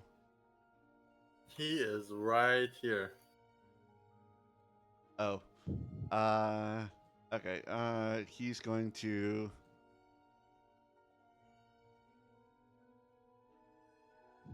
see him unhook from his back a large kind of barbed glaive. He just sort of almost like drops it, but it kind of floats in the air, and then he flicks his finger outward as it streaks outward. Or Vilra.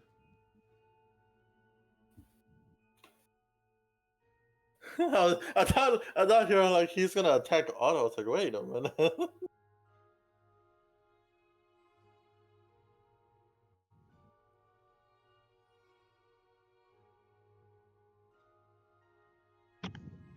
20 to hit. Beats it.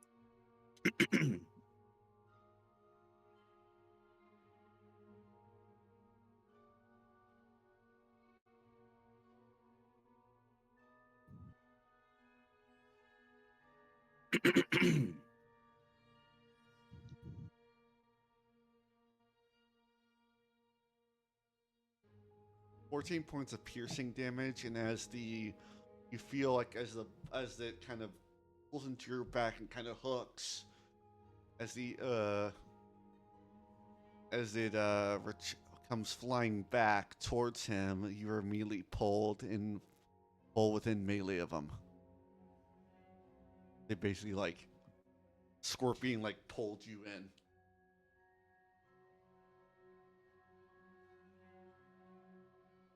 That's it for Okay. his turn. That may have been his downfall right there. All right, Latia's turn. All right. I think I have a splinter.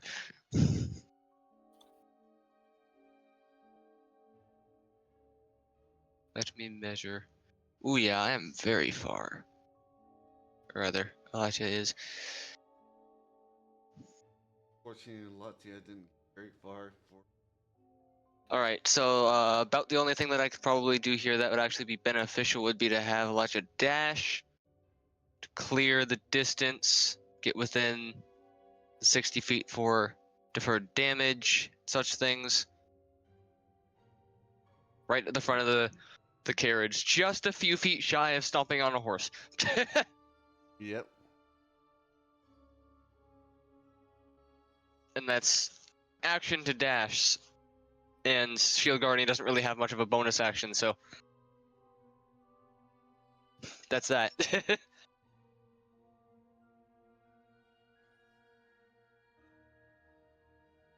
All right, Klaus.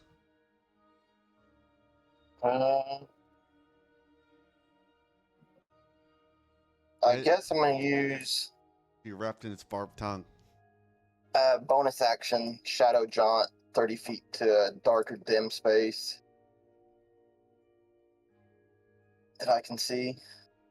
That'd probably be any of the shadows of the trees around you. So Uh, yeah, right there. Yes, that's close enough. 30. Oh, still Latia's turn. I can't move. Couldn't be, I think it's just There we buggy. go. There we go. Let's go.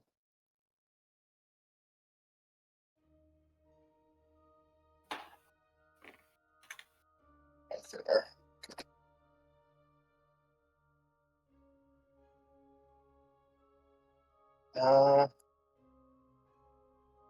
And then I am going to fails.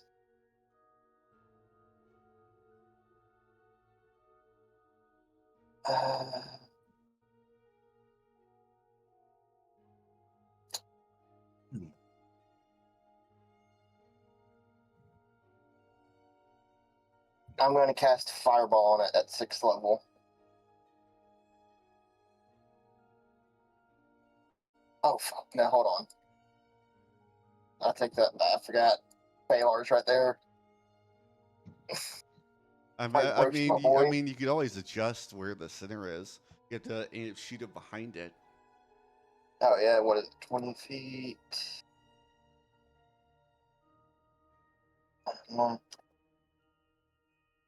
mean, you probably too probably far. destroyed the caravan, probably in the process, but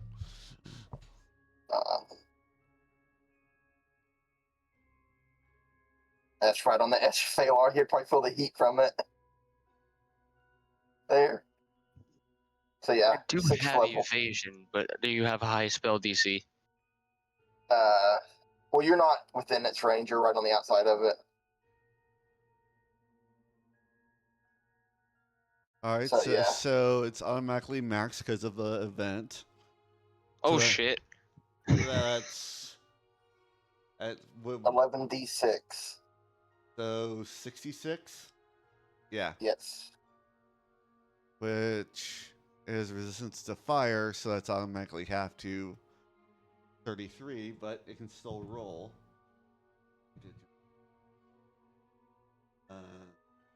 Of course, it's resistant to fire.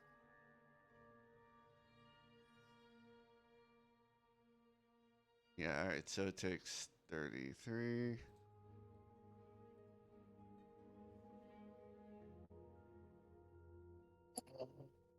Just like you, just looking in your direction. It's like tongue kind of like slobber kind of dribbling down. The That's fire my kind turn. of now noticing the fire didn't have much of an effect, and it's just looking in directions. Now just drooling for another bite. Oh, boys, it was nice knowing you. I'm probably dead at 6th turn. All right, Avara. She's gonna let out a smile as she says, "You made a mistake bringing me this close. First of all, he gonna get a cheeky little Hexblade's curse as she puts a sigil on his chest. And now it's time for the big damage. What the fuck did? There we go.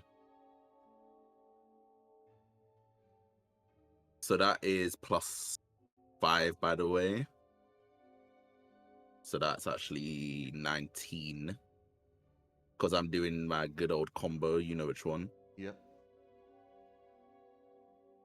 Click one of those. 19 on the first hit. Hits. Let me just check if the second one hits just to make it easier. I think it's only for one attack, if I'm right. I'll do a +10 on the second attack, and I'm just not gonna. You do the full. Actually, yeah, no. The second one is a 12. Actually, I did it wrong. Yeah. So that misses. So I've not known this entire time. I can use graze. So I'm gonna graze him, which means I deal damage equal to my ability modifier using the attack. So he takes a cheeky little +5 slashing. So -5 for missing. Okay. Yep. And now it's time for the big boy damage.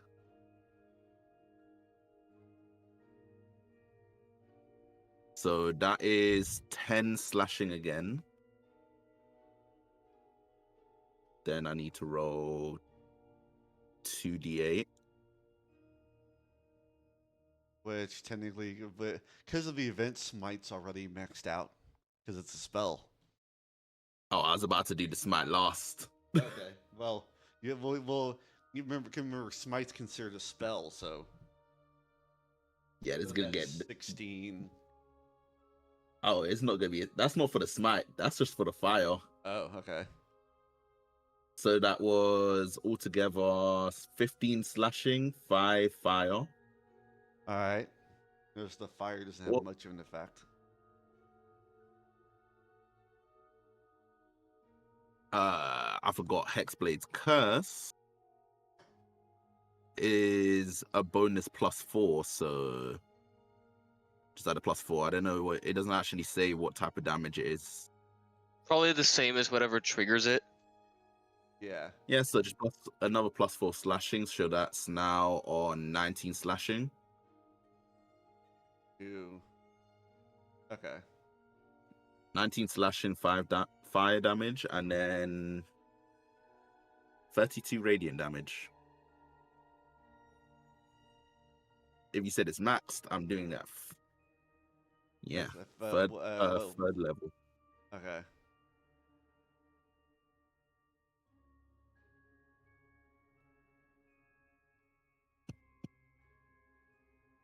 There's a final kind of wisp of the radiant light kind of washes over him. He just smiles.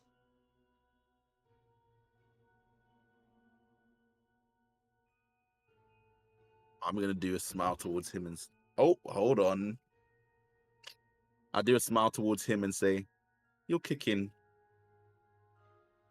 As I almost forgot about the wyvern poison on this.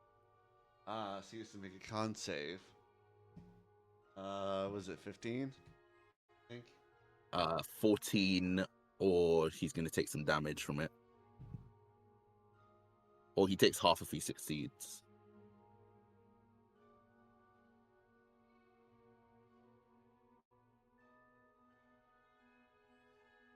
Yeah, I got a 21. 7. It's gonna take half of this.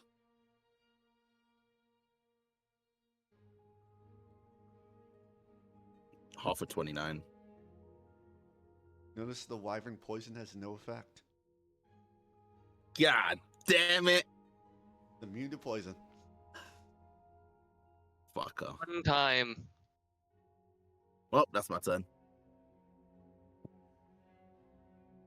It's like finally just seeing like the little bits of the poison not even entering his bloodstream, kind of just sitting on his chest. He kind of like see him just take a finger and then lick it, smile. Poison. She's gonna, Interesting trick. she's gonna Useless smile though. back and say, "It's gonna be a fun little fight." Yes, we'll see who's left standing. You, well, that stupid little, or less of your companions. See who gets eaten. All right, Phalar. All right. So, let's see here. Just a moment as I look at.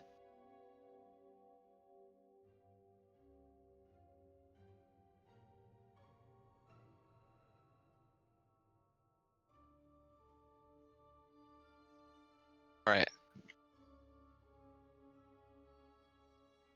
All right, so I'm going to use my bonus action to attempt to place my evil eye on this monstrosity that is before me. As Phalar kind of like he's holding the side of his head a little bit, just like shaking it, like he's a bit dazed because the buzzing from his senses going haywire because this is his first time actually using it. Oh, that's a failure. I'm assuming it's probably like a 1 or a 2 or something. The 3. Yeah, I was gonna say I think the DC is like 15 or 16 now. I think it's 16. I mean, it's a demonic pet. I don't think it's really very charismatic. I mean, you never know. It could be like really good at talking to people when it wants to.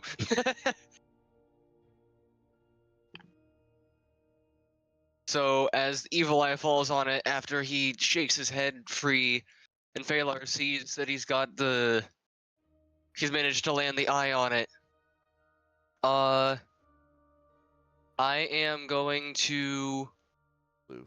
Why? Let's see here. I could.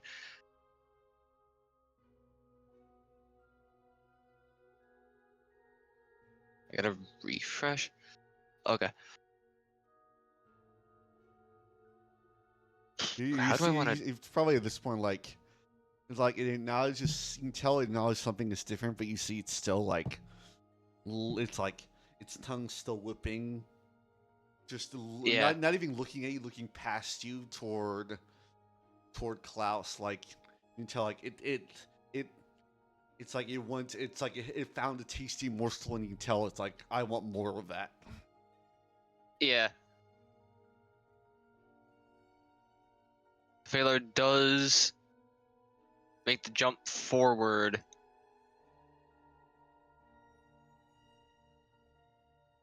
And I'm going to attempt to make an attack on it. I'm going to lead with the. Let's see here. Yeah, I'll use Nick and then lead with hold on. Like I said, I'm a little slow at the moment. I'm just thinking. I'll tell you what, since I'm gonna be doing that, I don't think I will. Oh, No, actually, I should have used my movement to get away too. Damn it. Oh well. yeah, I'm gonna well, does it look like it's still standing on its feet? Like it's not really being deterred yet? It's still doing pretty good? Yeah, it looks like you can tell like the fireball that it it barely did anything. It's like it's Alright. still very healthy. So I am going to use Nick for the, Korka and pick and pocket dual thing. Yep. And my evil eye lands me sneak attack on it without advantage, so I will have sneak attack. If you hit, yeah. Yeah. So first, I'm going to lead with core cut as the roll. That hits. All right. We'll do damage. I'm going to use my sneak attack on the core cuts attack. So there's 7 piercing. Oh, Jesus Christ. Hold on. Technical difficulties. I accidentally opened the Epic Games launcher.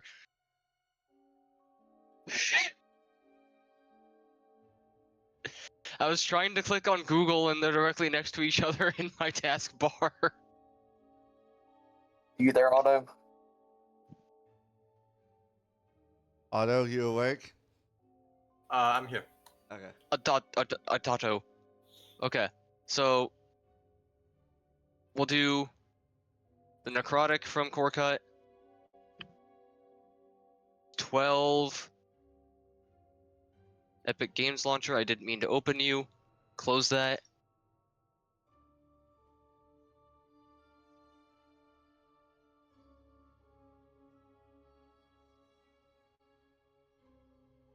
Okay. So that was that. Sorry, I accidentally opened the thing. So the sneak attack damage, I am going to. What do I have on there now? I mean, I think sneak attack is still.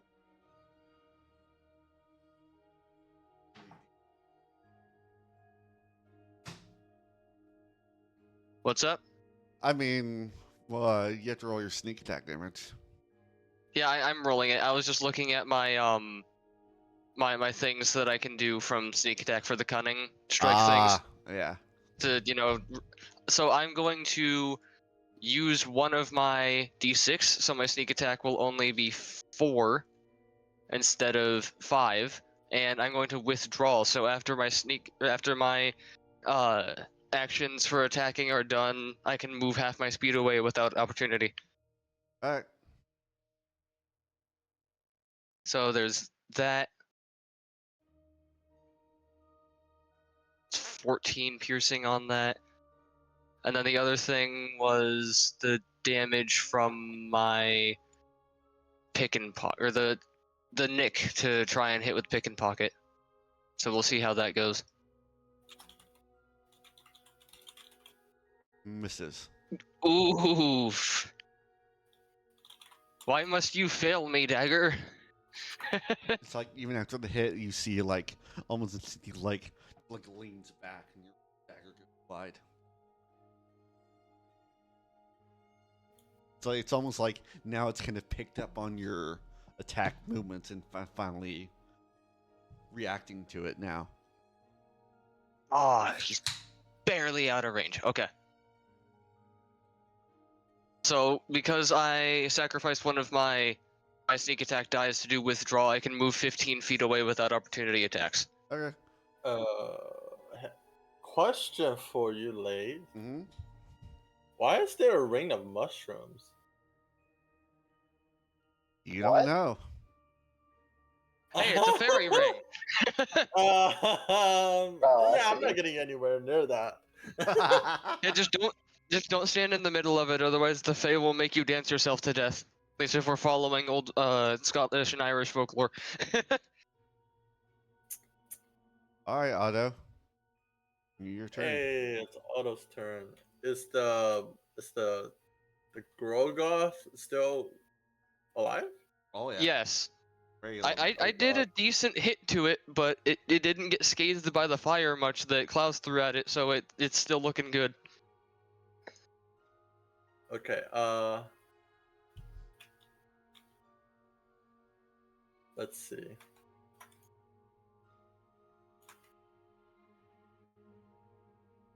Let's see.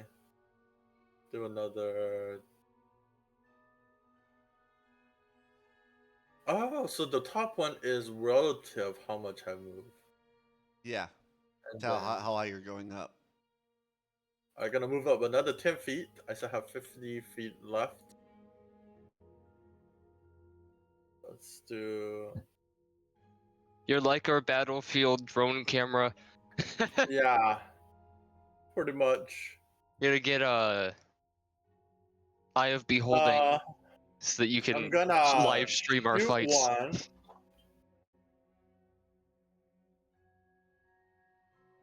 Gonna shoot one at Grogoth. Alright. Eldritch Blast. All right. But because I'm level 11 now, I have 3, right? Yes. And then what exactly does my glove do again? I forgot. It gives you a free beam, but if you're rolling that one, you take damage. Okay. So you could get a Alright, fourth, I have but if you 4. nat one, yeah. Yeah, let's hope I don't nat one. So it's gonna It's be my like Jim's 4th magic one. missile. I'm gonna just shoot a regular one first. So 20 to hit. That hits. Alright. So it's gonna be a regular 1d10 plus 5. 11 force damage. And I'm gonna push it by 10 feet back. All right. Alright, now I'm gonna be shooting at the other guy. I'm gonna roll 2 more. A 25 That hits. and a 24. Both hit. Okay, so it's 2d10 plus 5. No, 2d10 plus 2, 10. So first one is 12. Second one is 7. So 19 force damage. Alright, one more. Please don't be that one. Okay. 25 to hit. That hits. And that guy again. So it's gonna be 19 plus 11. So 30 force damage.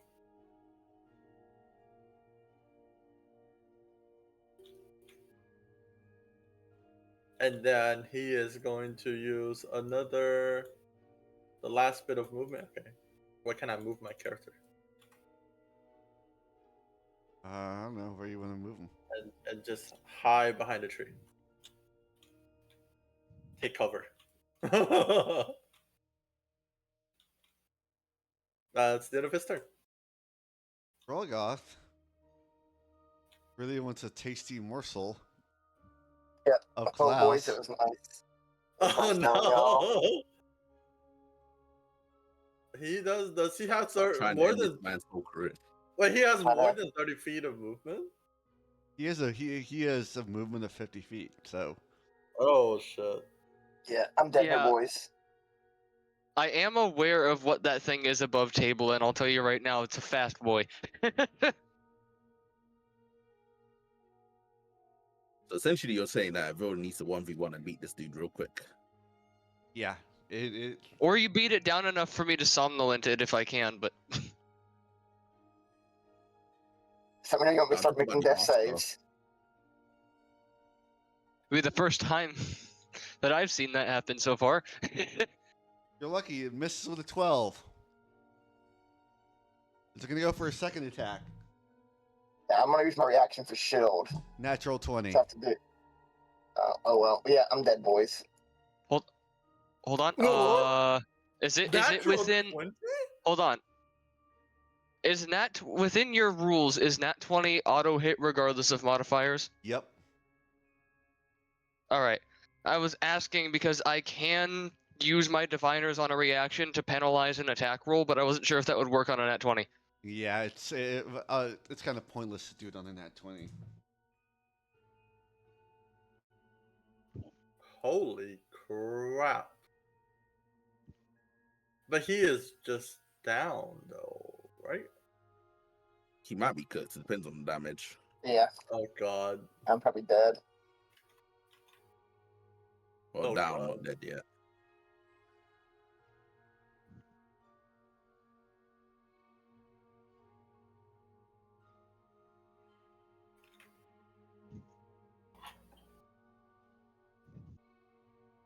Three double to 46.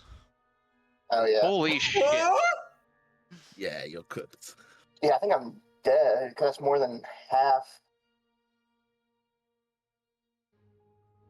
No. Instant death is only if it's double your maximum HP. Okay. If you're taking that much damage from something, I think there's other problems at hand. Enter a fight and your tank insta dies. Just yeah, nope. Time to leave.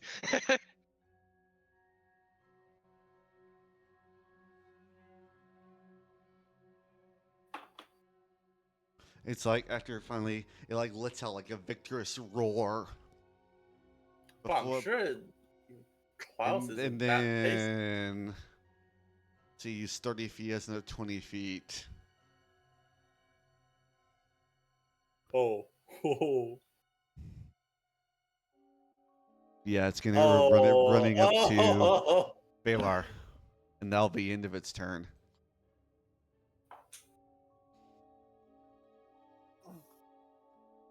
Kind of looks over to you, Varen says,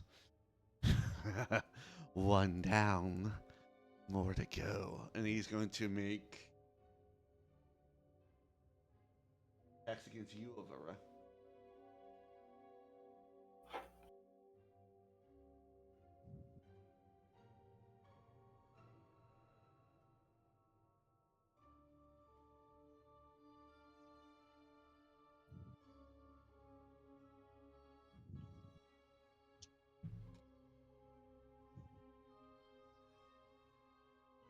By the way, she looked over the shoulder, realized it was Klaus, went down, and went back to fighting. Oh no. Anyway, Oh no, anyway, move on. 21 to hit. That hits. –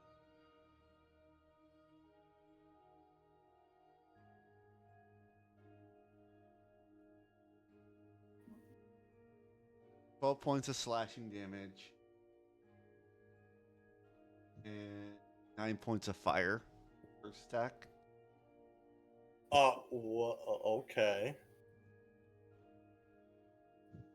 And Well, I have second, to actually end this man's career.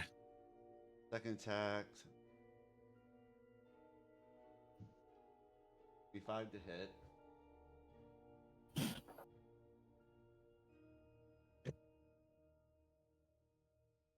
Another 12 points of slashing. 5 points of fire. Cool. That's gonna definitely do one of these. Bloop.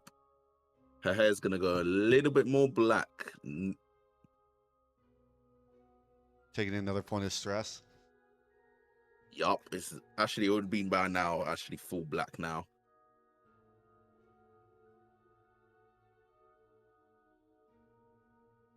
Based on the damage, 120%.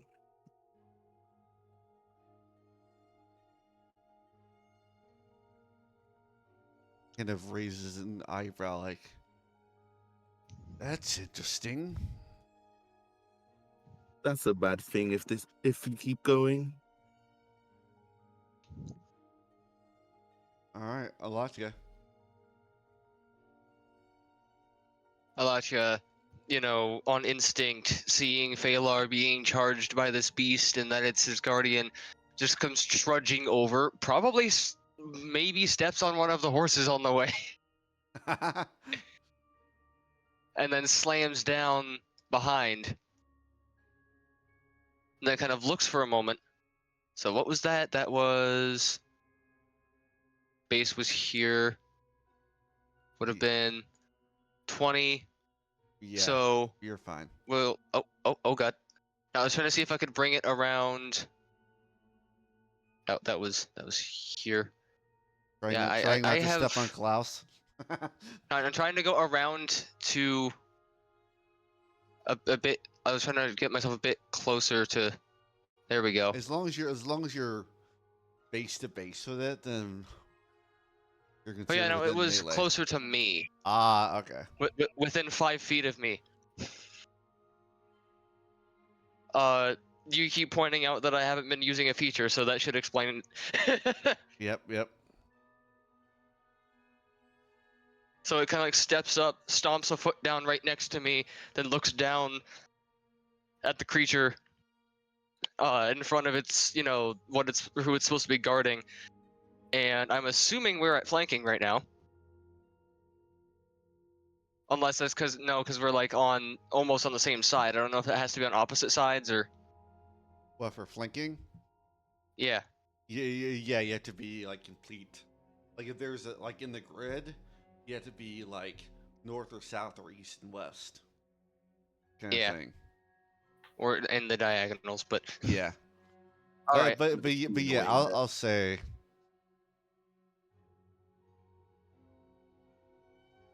Yeah, I'll say you have it flanked. I mean, considering the fucking size of this thing. Yeah. Both Alatia and the beast. Alright, so. This will be at advantage then. Yep. There's first roll. And second roll. Both hit. Alright. So first fist comes in. Slams down. That's the bludgeoning. And then the little blast of purple energy from the force damage.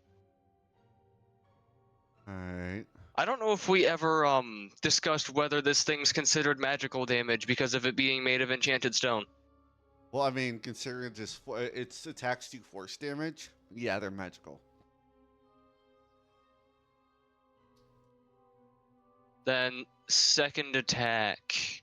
You're probably gonna have to wipe the board of dice after I do this. Okay, let's be glad that these are at advantage. I thought you already rolled both attacks.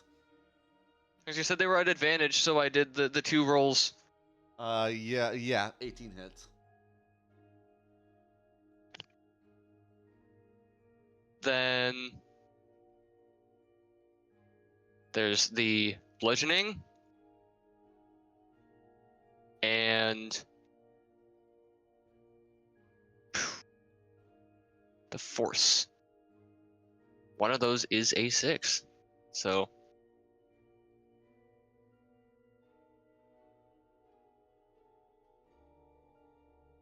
you're probably gonna have to wipe the board with the dice.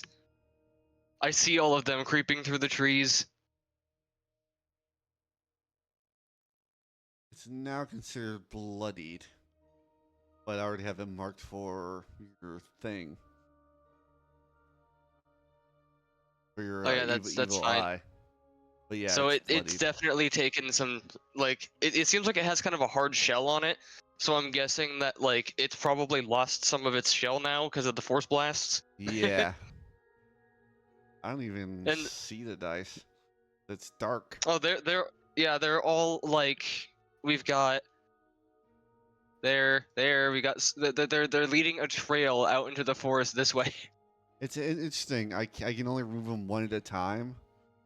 While in initiative mode. Here, I'll help with that. Get rid of that one. There's a D20. Found a D20 over here. It's like a scavenger hunt. Dink. Got another one there. All right, Klaus, I see a make D4. make a death saving throw. But roll it to me. I did. You didn't. I saw it. Oh, you watching the stream? No, Yeah, you rolled out in the open. yeah. I hit Dungeon Master. Well, I mean, well, yeah, that's one success.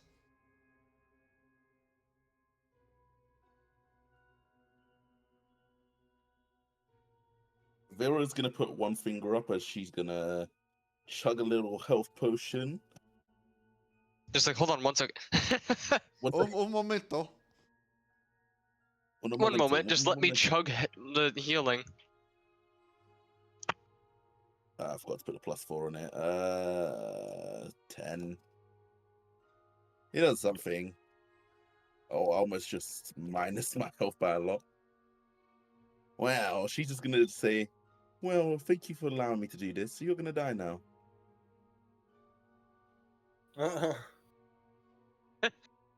Channel Divinity Strike. As you say that, and as Phalar's like trying to keep this thing's thrashing tongue away, he like shouts out behind him, hearing you say that, and it's like, you seem rather confident in yourself. That's a crit. That's a Does a crit. smile as that is a crit. Yep. Because it's a 19 to crit. Holy shit. Confident for a reason. That's supposed to do the easy roll.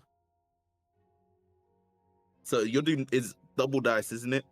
No, what you do is 1 to max damage of those. Add another 5. It'll be 16. So right now, oh no, is it? No, it'll be 17 because the maximum is D6. Okay. So 16. I had to write this down. 16 slashing plus 10 slashing. So that's 26 slashing plus another 4 slashing from Hexblade's Curse. Yep. Now we get into the additional shit. So first it is another 2d6 slashing because it's a vicious swords. So that's 7 additional slashing. Alright. Now we go into the other type of damage. Fire. 6 fire. Alright, that's halved.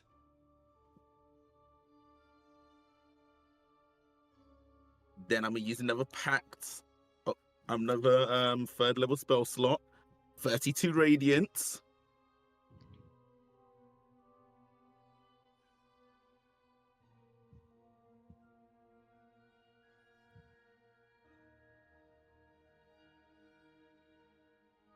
Still alive. But looking, he's definitely bloodied. Then I attack again because I can still attack. 19 to hit. He's going to use his reaction to parry it. So it misses. Well, because it missed, he takes a good old 5 slashing damage. What I'm wondering. Hold on, I need to read something actually, real quick.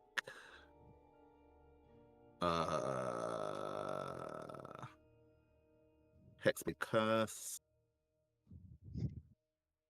You gain a +4 to damage rolls. Does that? Do you think? I don't know if that counts for if you I don't think that would count if for you grace. I don't think that would count if you for grace. grazed. Yeah, I was thinking. Yeah, I don't think so. I think it's only if you hit. As she's just gonna let out a smirk and say, "You shouldn't be so confident."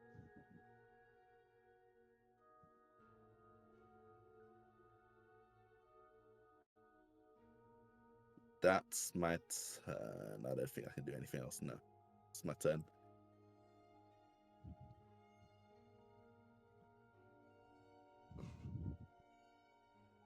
All right, Phalar. You said it's bloodied now. Yes. Alright. As my turn comes up, Phalar, seeing that his guardian has reached him, is now just staring dead-faced at this beast. And in Infernal, he says, "I'm not afraid of your kind." Just loud enough to be heard that he's not speaking common. Okay. He's pretty much yelling in its face. He's like, "You do not scare me." It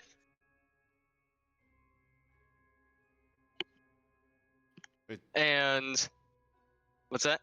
it doesn't respond. It just growls. Yeah, I expected as much. He's just trying to be defiant. You're not the boss of me. I am going to see here. How does... Let me check something real fast.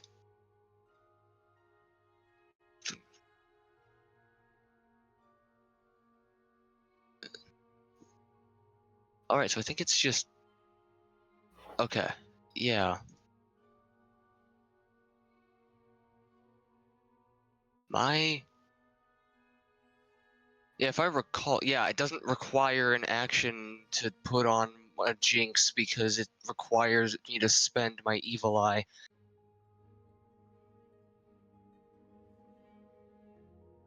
Alright. I'm about to go gambling. Is there a way for me to tell, like, it's bloodied, but, like, does it seem like it's, like, only at the start of that, or does it seem like it's, like, getting close to its last stretch? It seems more like a lot of its like harder shell is like cracked away. So now you're no longer hitting solid flesh rather than Alright. bouncing off something that's a little harder. But this still very much seems very aware and very angry. Alright, so I'm going to make an attack with the core cut dagger. I'm not going to do Nick this time, since I still have my eye on it as well.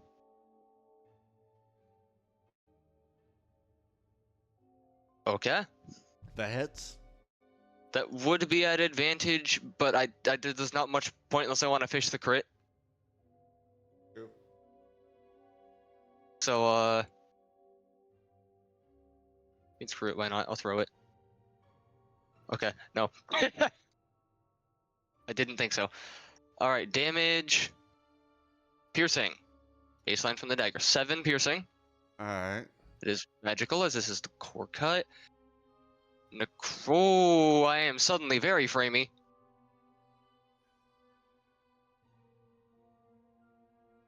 That's necrotic. Then that triggers sneak attack off of the Hold on, give me a evil second. eye being on it. Yep. I'm scrolling. I'm just like stalling as I'm trying to scroll. Okay, there we go. Okay. Proceed. Alright, sneak attack. I'm going to do full damage this time. Not going to sacrifice any of them to do anything special. There's 1/6 in there. Out. So that's 20 extra piercing off sneak attack. All right. And let me measure. His base is the enemy's base is like touching right there, right? Yeah. With Elvira's. All right, so that would be, I believe, within 30 feet. I will use Whales from the Grave to send a spirit his direction from my sneak attack. So he's just within my 30 feet. Okay. So it has, I think it's base to base of the target, so that's 3d6 necrotic. So that's 10 necrotic damage to the man. Okay. Yeah, Kind of like part of. he's on death's door at this point. Yeah, so pretty much over what Elvira would probably see is like from behind over the shoulder, like just there's like a spirit that just comes, you know, slamming into him and then vanishing.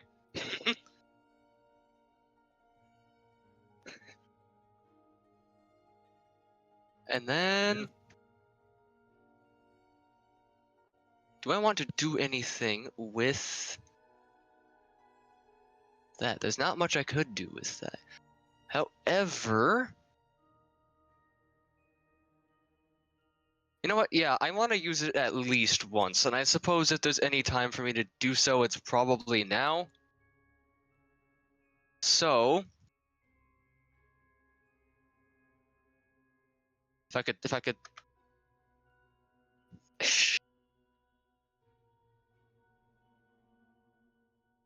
All right. I had to refresh the page. I'm going to remove my evil eye from the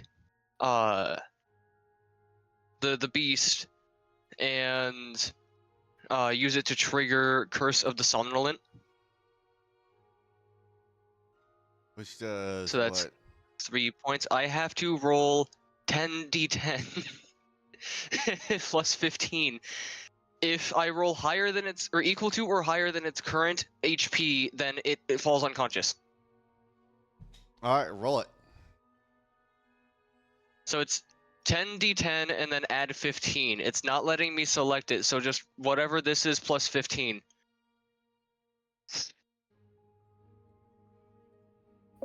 $63 plus 15. 63 plus 15, 78. Nope, didn't work. Probably see it like falter a little bit, but then it shakes its head. Yep. Like its barbed tongue kind of licks the air.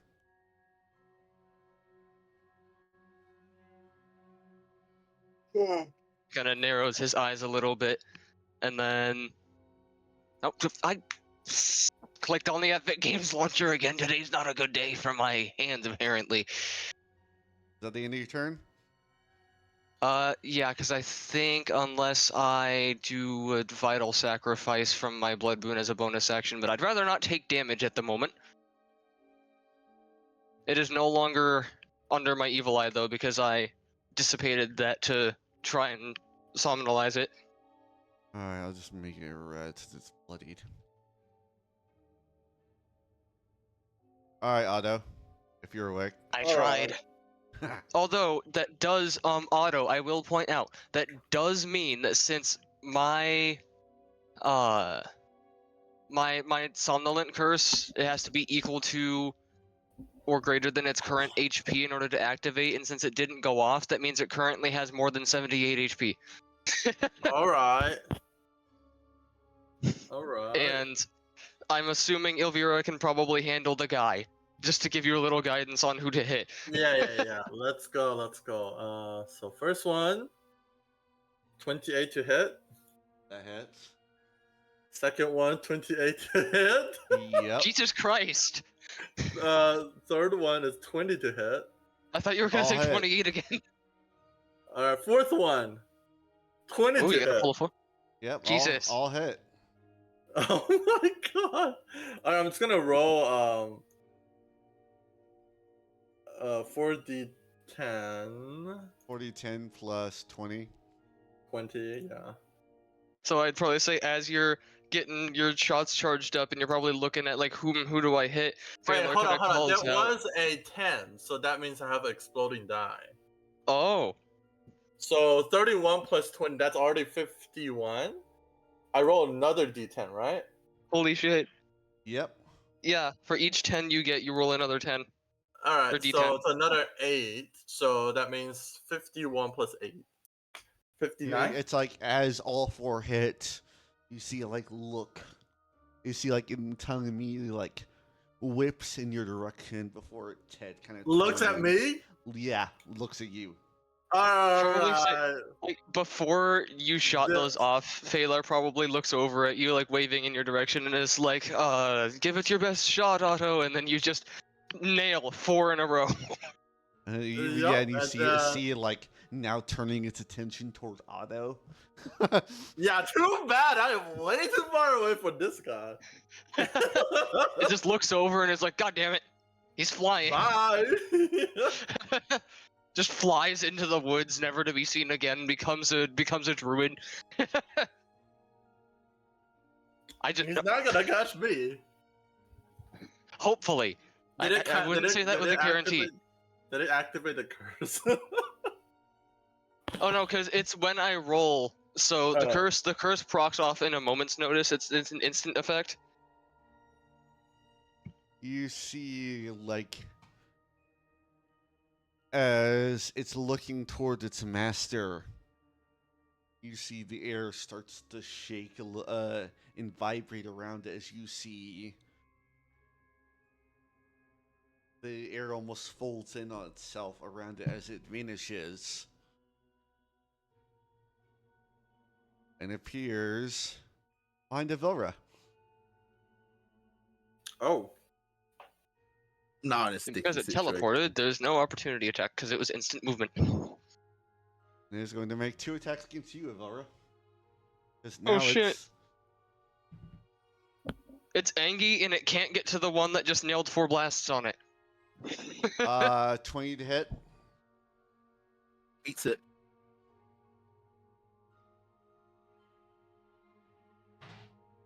Bite.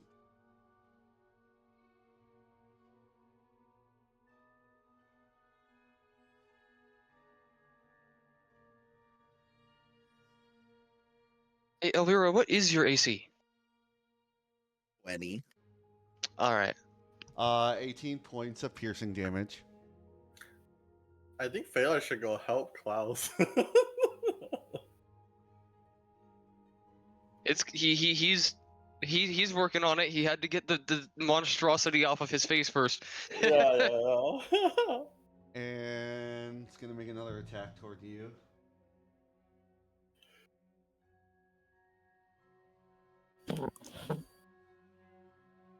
Me through the head for another bite. I'm going to expend my reaction to use my big 6 from my diviner's dice on that attack roll. That brings it down to my brain don't do math this late.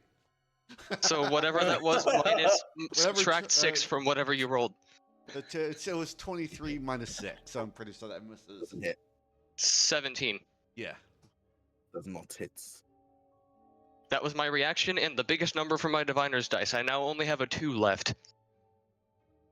This is the first time I've almost completely used these dice in the day. This guy is You kind of needed your tough. You needed your beast to help you? I thought you could do it on your own. Now he has you playing with his speed. He has advantage.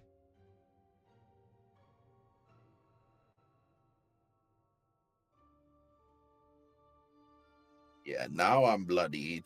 I'm bloodied. 24 to hit. Hits.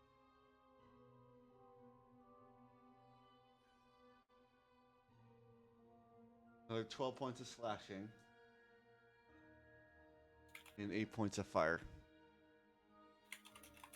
Oh god, I'm mortally wounded. So that means 100%. Hold on, that's 100% clicking that one. As she's gonna start emanating smoke. Are you at max now? One away. Well, second attack is a 20 to hit.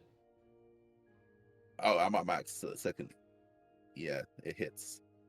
All right. Well, you can. I guess I'll let you describe what happens after you take this. You're gonna see as the meme's Elvira, not are you working, by alright? the You way. appear to be smoking. For another. You'd see her 10. starts shouting out loud. I'm on like 3. I'm on 3 HP. Oh no, 7 HP. Jesus. As she's going to start smoking, you would see a pair of wings just shoot out of her back. As her skin gets more pale, as you see weird markings all over her body. As she doesn't even listen as you say, "Are you okay?" She has a look of just rage in her eyes. I can't change the mini because it's not working for some reason. I gotcha. We forgot to put I forgot to move it in there when we changed your mini.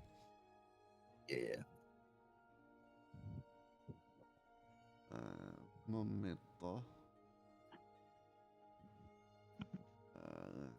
Usually I'd have the voice changer, but I don't think it's gonna work today.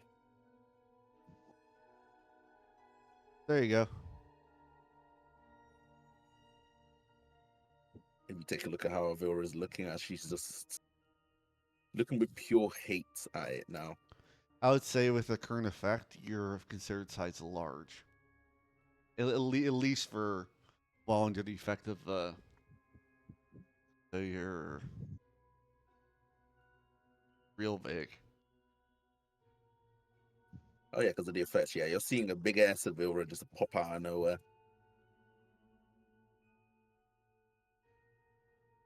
You see, like his eyes go wide, like What the fuck? yeah. What is it with both women in our party sprouting bat wings? All right.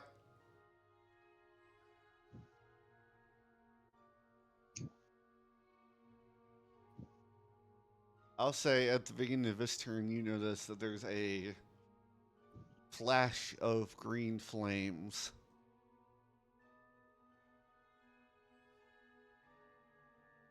As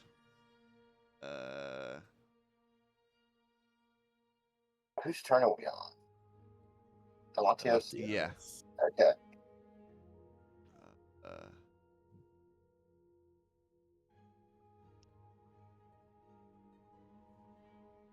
That yoink concerns me, especially because it happened twice.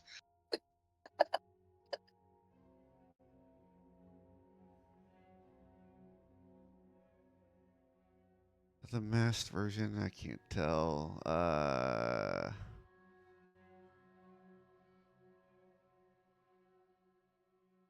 don't see mask, but that could be just an angle. Oh yeah, there we go.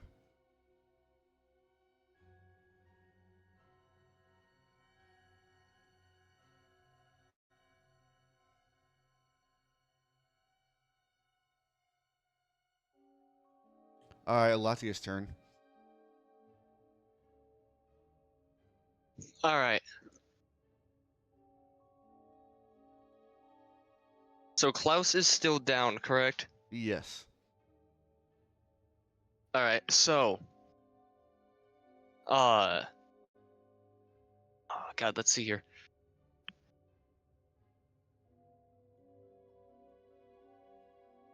Okay, yeah, seeing Elvira have that happen, Thalar is just like, okay, I was concerned, but that might be handled now, and then just kind of makes a wave with one of his daggers towards Alatia, and Alatia turns and looks at Klaus, and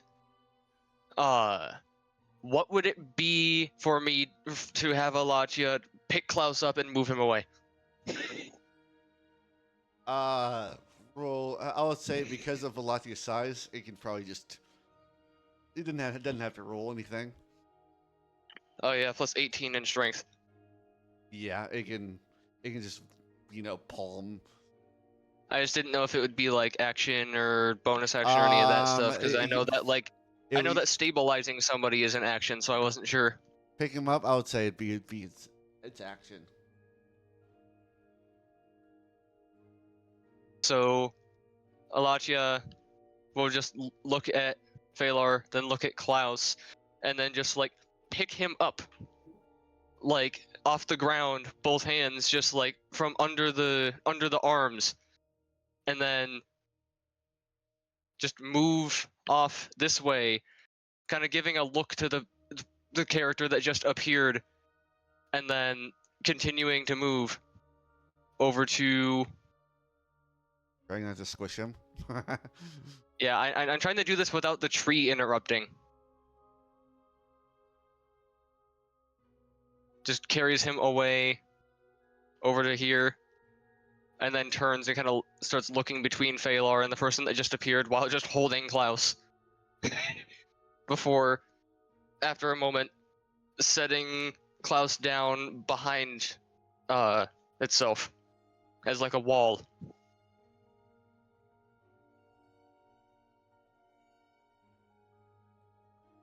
All right. So Klaus would be behind Alatia now, as Alatia's trying to act like a barrier, as per Phalar's command. So probably would have gotten dropped like there.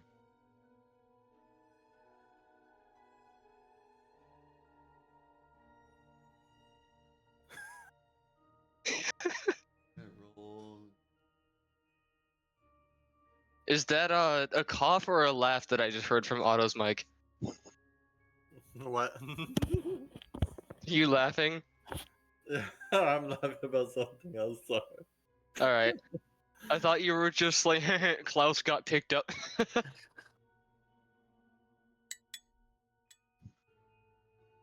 So that will be Atya's turn, however, as can't do anything else from this position.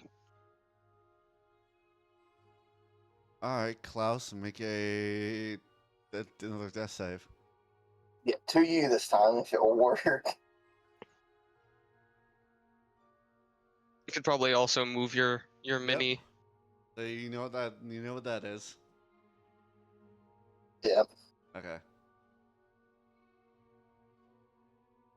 That's my turn.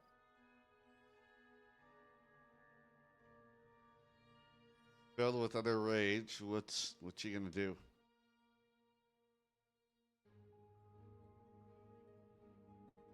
First, I got the voice changer on. I got it working, so I'll switch to it in a second. As she's just gonna look down on him, and at first just not say anything, as she's gonna slash into him with her swords, and it's with advantage. Yep. Crit fish real quick. Close. But it hits. That's it. As let's do the simple part. That button there, so that's 12 slashing, and then I hit, so I can do another 2d6 slashing with that sword. Oh shit! Silas is here. So that's plus 19 plus I'll 4. just save you time. Slash... How do you want to do this? How do you want to end it? I wanted it to kill Steel.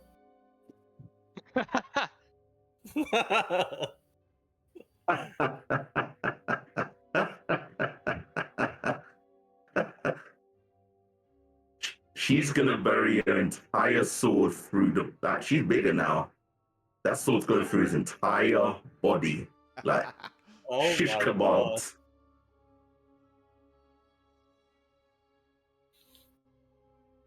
At the death, She's just gonna continue. At the death of its master, it let out an unfurled shriek. It is now frenzied. Means for this next round, all of its attacks are advantage. She turns around, and you just hear us. She could carry on attacking, but she says, "Silence, pets." Roll it. Might as well see if it's a crit real quick. 24 to hit. Yeah, that hits. So first of all, 14 of that. Slashing. I need to check something to do with this sword. Anytime it hits, it can do this. Jesus Christ. I thought that was on the crit, maybe. What I'm reading just now is it says this weapon deals an extra 2d6 to any creature it hits. Okay. So then now do the 2d6 slashing. That's 7 slashing. I can't do it the other way because that was a spell attack, but so no fire damage. Plus 10 as well. That's 5, another 5 slashing, 5 necrotic. Alright.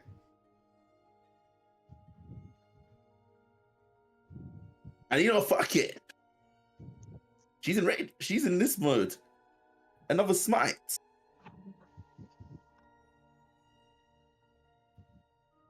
So that's 24 on the smite. How do you want to kill it?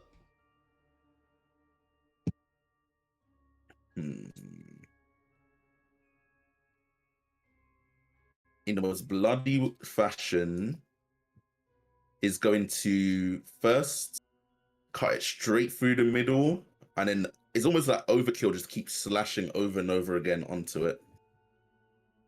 It's gonna. I really expected to lay down the motion for that, but okay.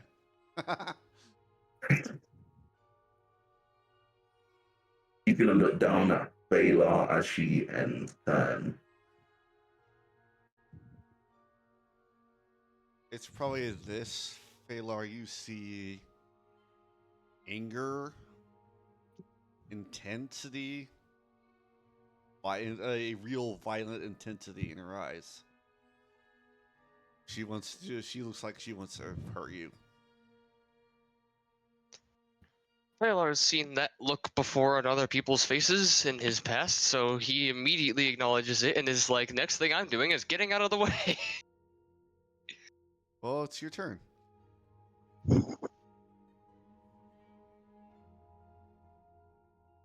So, as my turn comes up, I'm going to use...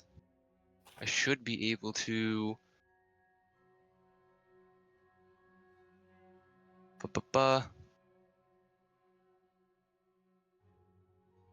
Sorry, 1 second.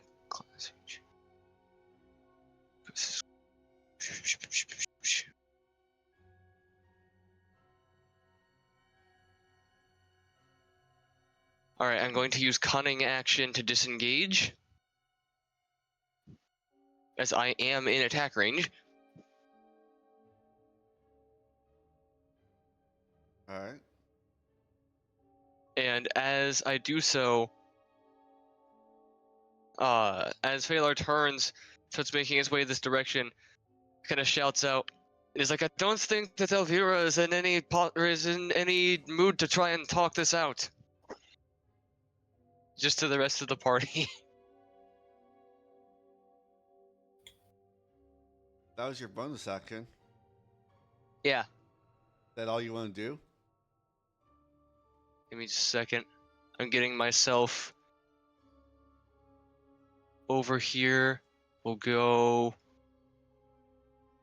far as my legs can carry me. Since I moved a foot already, I gotta do that. 29. Then action. We'll say.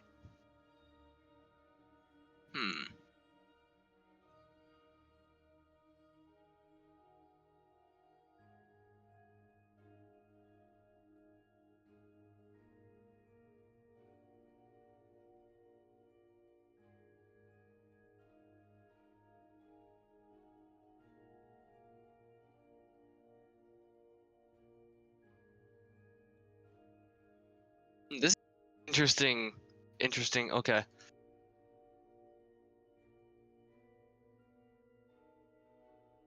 not entirely sure what to do here.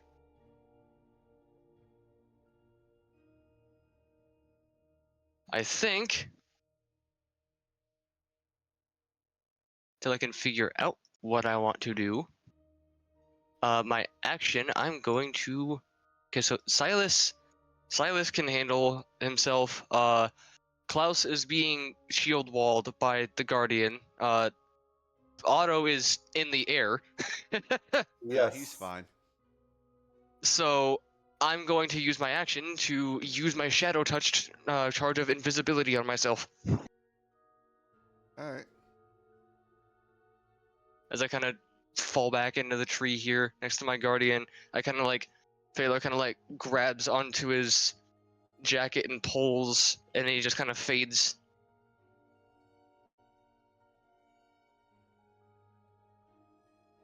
That's my action, bonus action to get away. All right, that is me.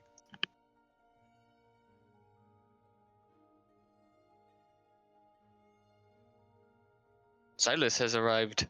Silas going to immediately run over to Klaus, pour supreme healing potion down his gullet.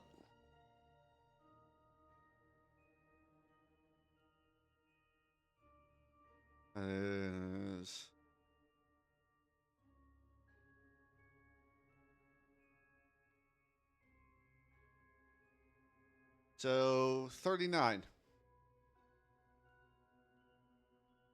39 points of healing. Yep.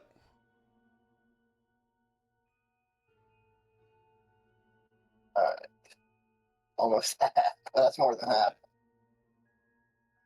It's like as the world kind of comes back into view, you see the masked Silas looking over you, saying, "Get back up. We got bigger problems."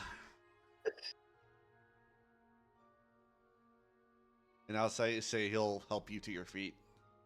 The rest of his action.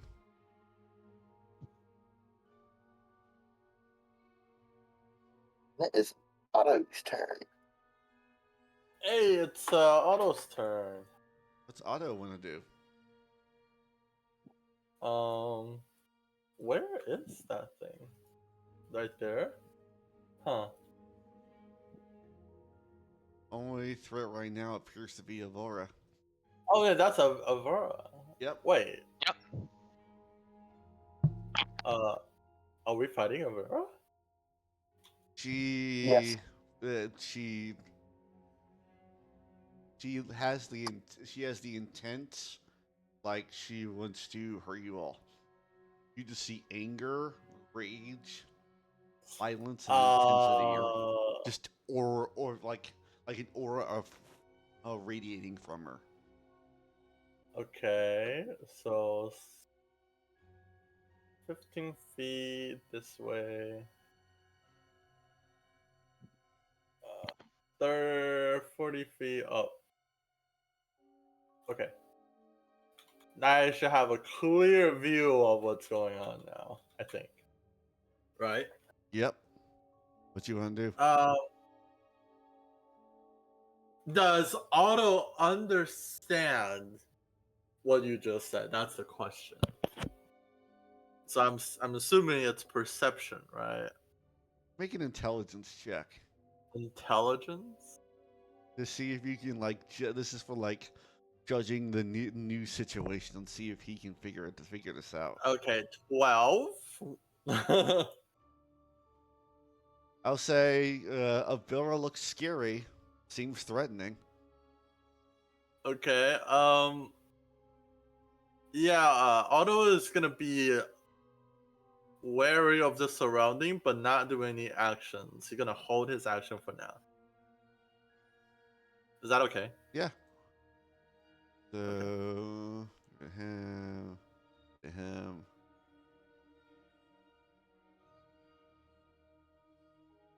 He's gonna be watching to see where that thing went, if it's still alive. Is it already dead? Yeah. Both of them are dead. Oh. Oh.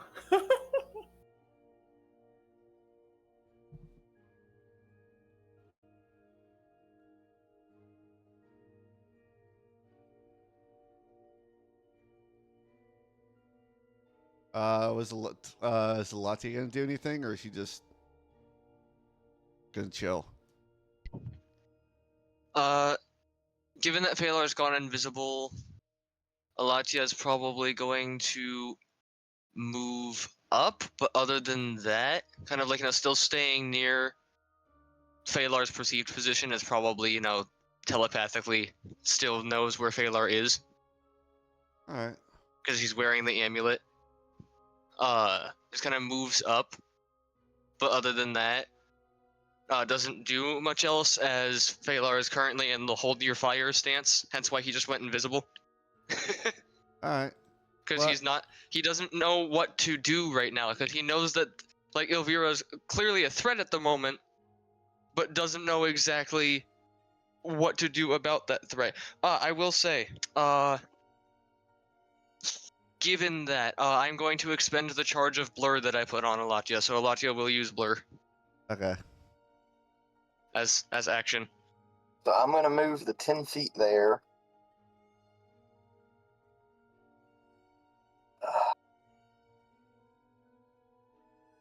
Actually, I'll move. Oh, let's see.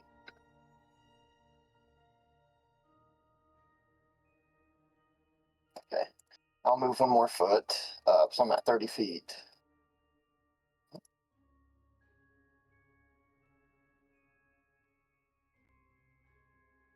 Right, so 30 feet from Elvira. And I never use this spell, so. Where'd it go? Is it one of your But she's just- Is it one of your blood abilities? No. It's when I tried to always cast on auto and it would never work. She's just trying to kill us, right? Yes.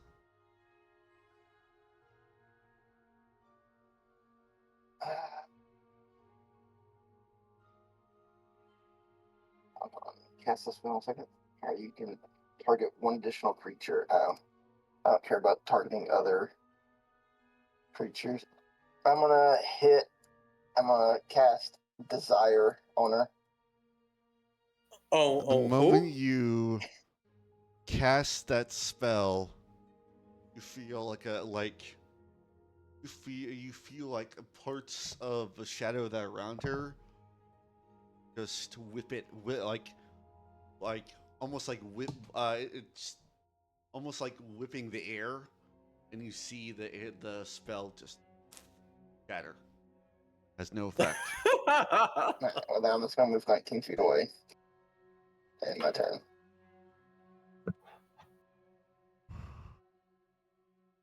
Hold on.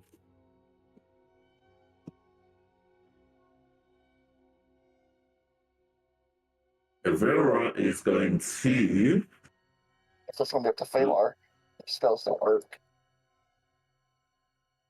She's gonna look at Klaus, try and cast a spell. Like everyone else hasn't attacked yet, but Klaus did something, and she don't understand what that something is. So she goes invisible.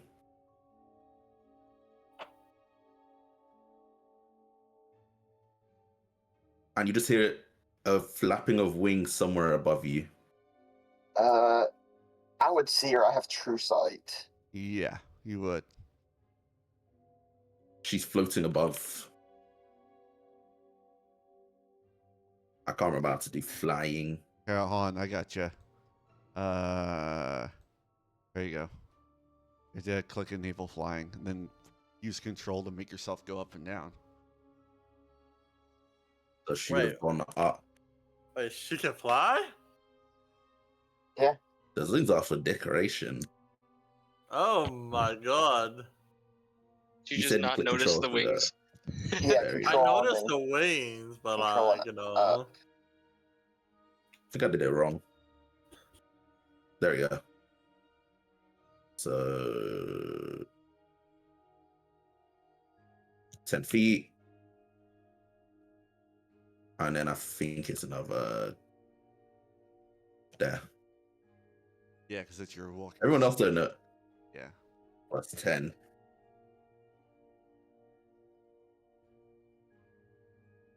She's just above and she hasn't done anything yet.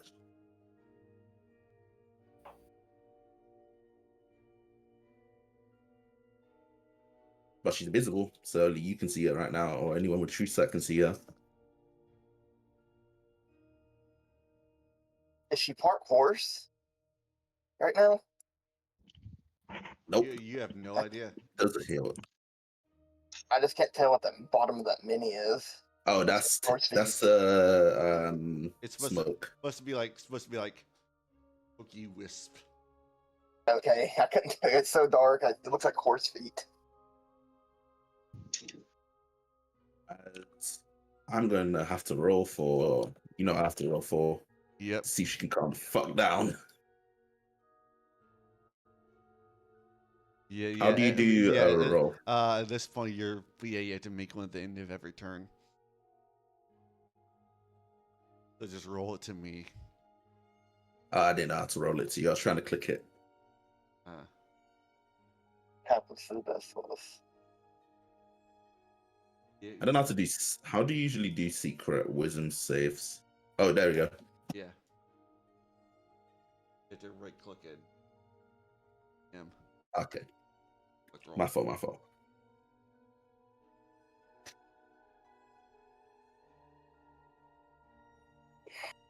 Well, I haven't seen it. 21. Yep. I'll say that is.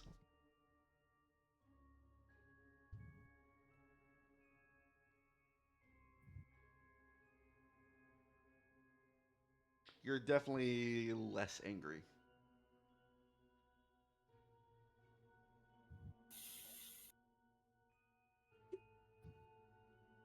Hold on. I would suggest you guys move the fuck away.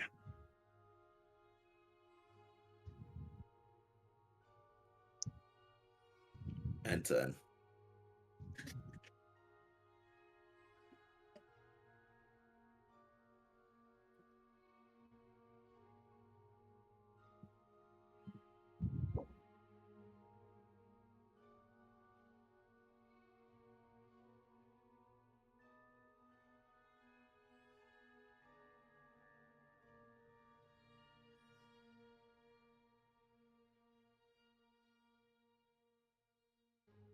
It's your DM. Hello? Okay. It's working. I was making sure. Yeah, I see it. Okay, Phalar, what do you want to do?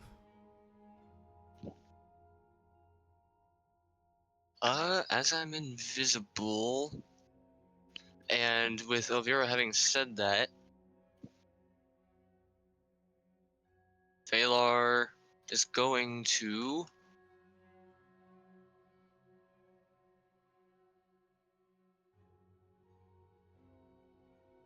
move his way deeper into the woods in the.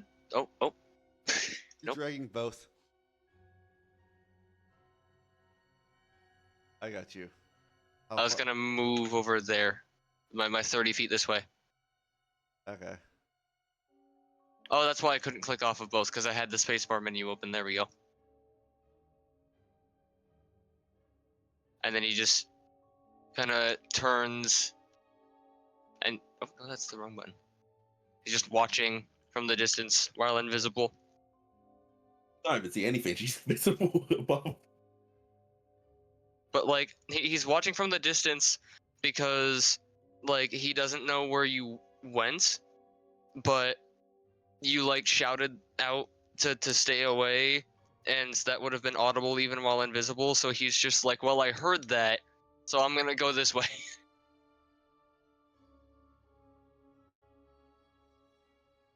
All right. Anything? You want to do anything, or is that it? He's just keeping his distance at the moment. Yeah, Silas doesn't give a fuck. He's going to unclip a kind of short wand from his belt.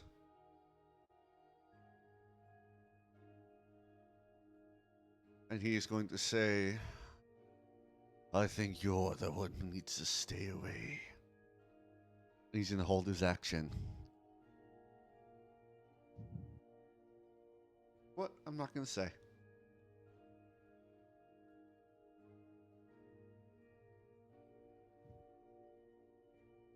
All right, Otto.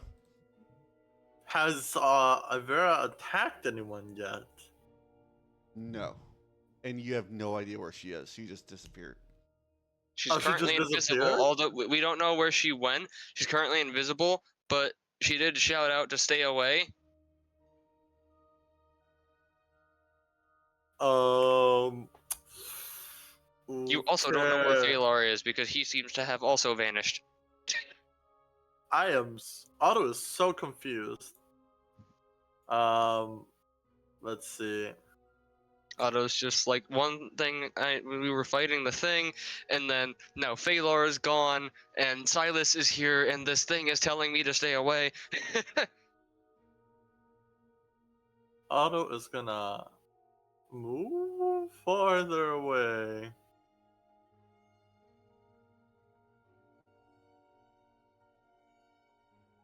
Just because he doesn't know what's going on. And he doesn't want the big, scary wing lady to get close to him. And then hold his turn. Damn.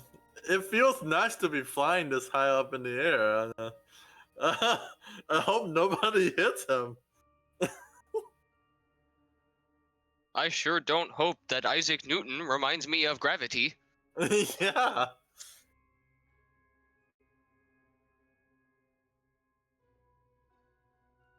wanted to go DnD style with it. You could say his name is Isirius Newtonian. Alatia doing anything or just chilling? Alatia is going to move to about here, still blurred, still keeping like defensive stance, and just deadpan staring directly at Elvira. Is invisible things? Like in the direction that Oh, yeah, like, because you shouted, so like Phalar assumes you're probably, you know, somewhere above. he doesn't know exactly where, but pretty much, you know, defense. Alach's taking defensive stance and like watching in the general direction for any movement. Phalar's just like, okay. All right, Klaus. See you floating above you. Alachi wouldn't have been able to do much anyways because I don't think I can punch something that's above me and invisible. It would just be a disadvantage. And you wouldn't. Oh, did she appear?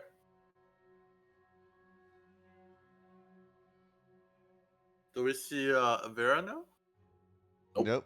She's still invisible. Still invisible. Ooh. Kind of scary.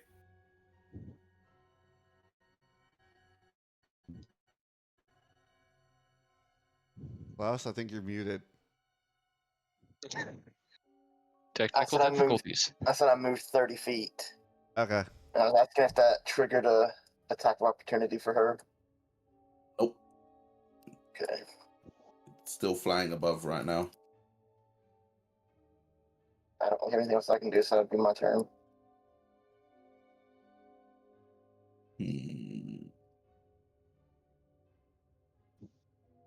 Since spells don't work.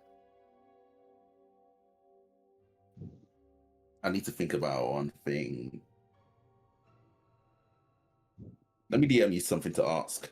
Okay. Gotta DM the DM.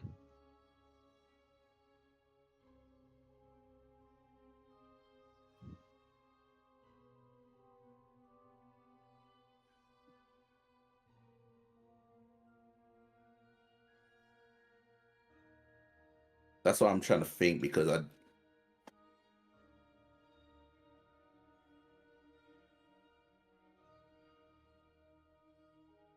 oh, then yeah, she's gonna go towards, just start floating towards Klaus.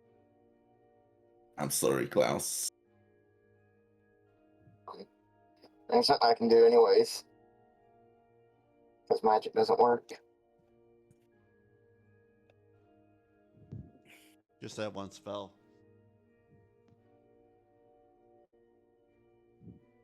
Sorry, Klaus. That's not Oh my god.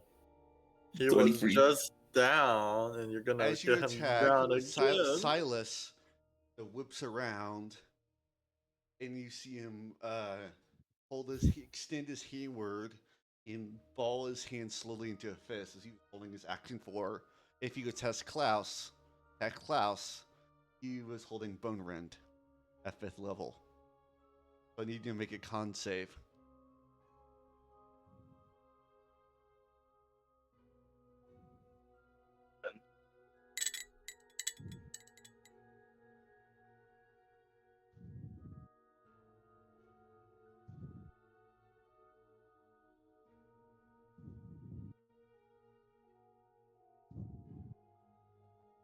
Nope, you take it's like you, as you start swinging towards him, you feel this immense pressure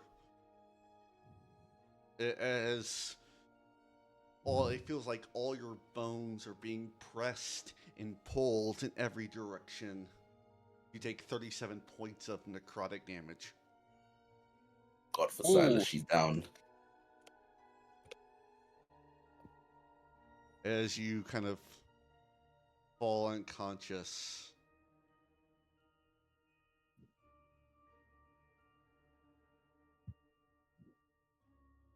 He says, I did warn you.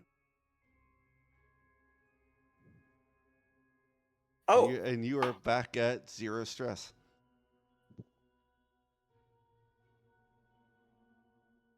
dang. She's back to normal. And I think as late as this, that's where we'll end the session. Alright. good. I want to see how far I am. How far did you go? Like, oh my god. Oh my god. You just dipped.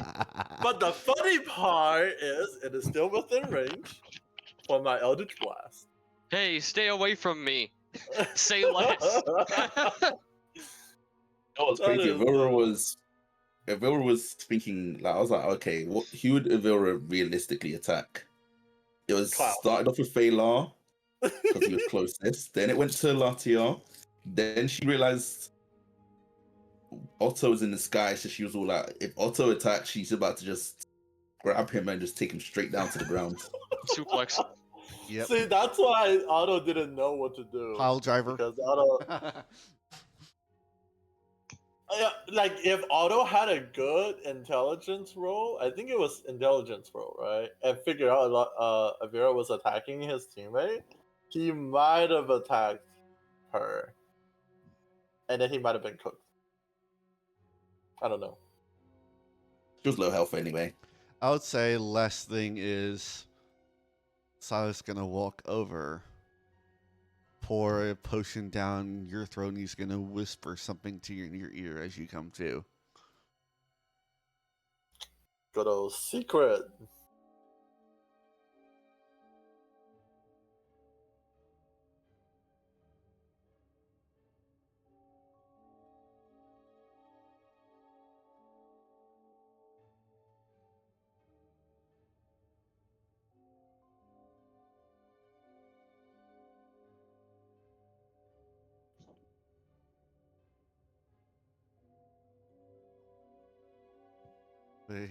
But For next session.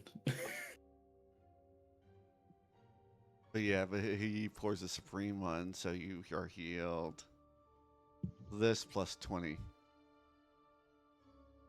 So 46. Okay, 46. And that's what he Boom. whispers to you and steps away.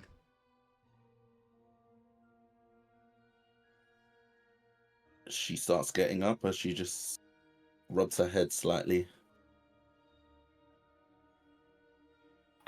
So Salas kind of looks away, see the threat's over, and bounces. Can we move our character now? Yeah, I well, wanna move. we're gonna end the session here anyway, because I want to move him down before his thing ends. where you plummet to the earth. Before he plummets into a puddle of flesh. I'm pretty sure he was like, I don't know,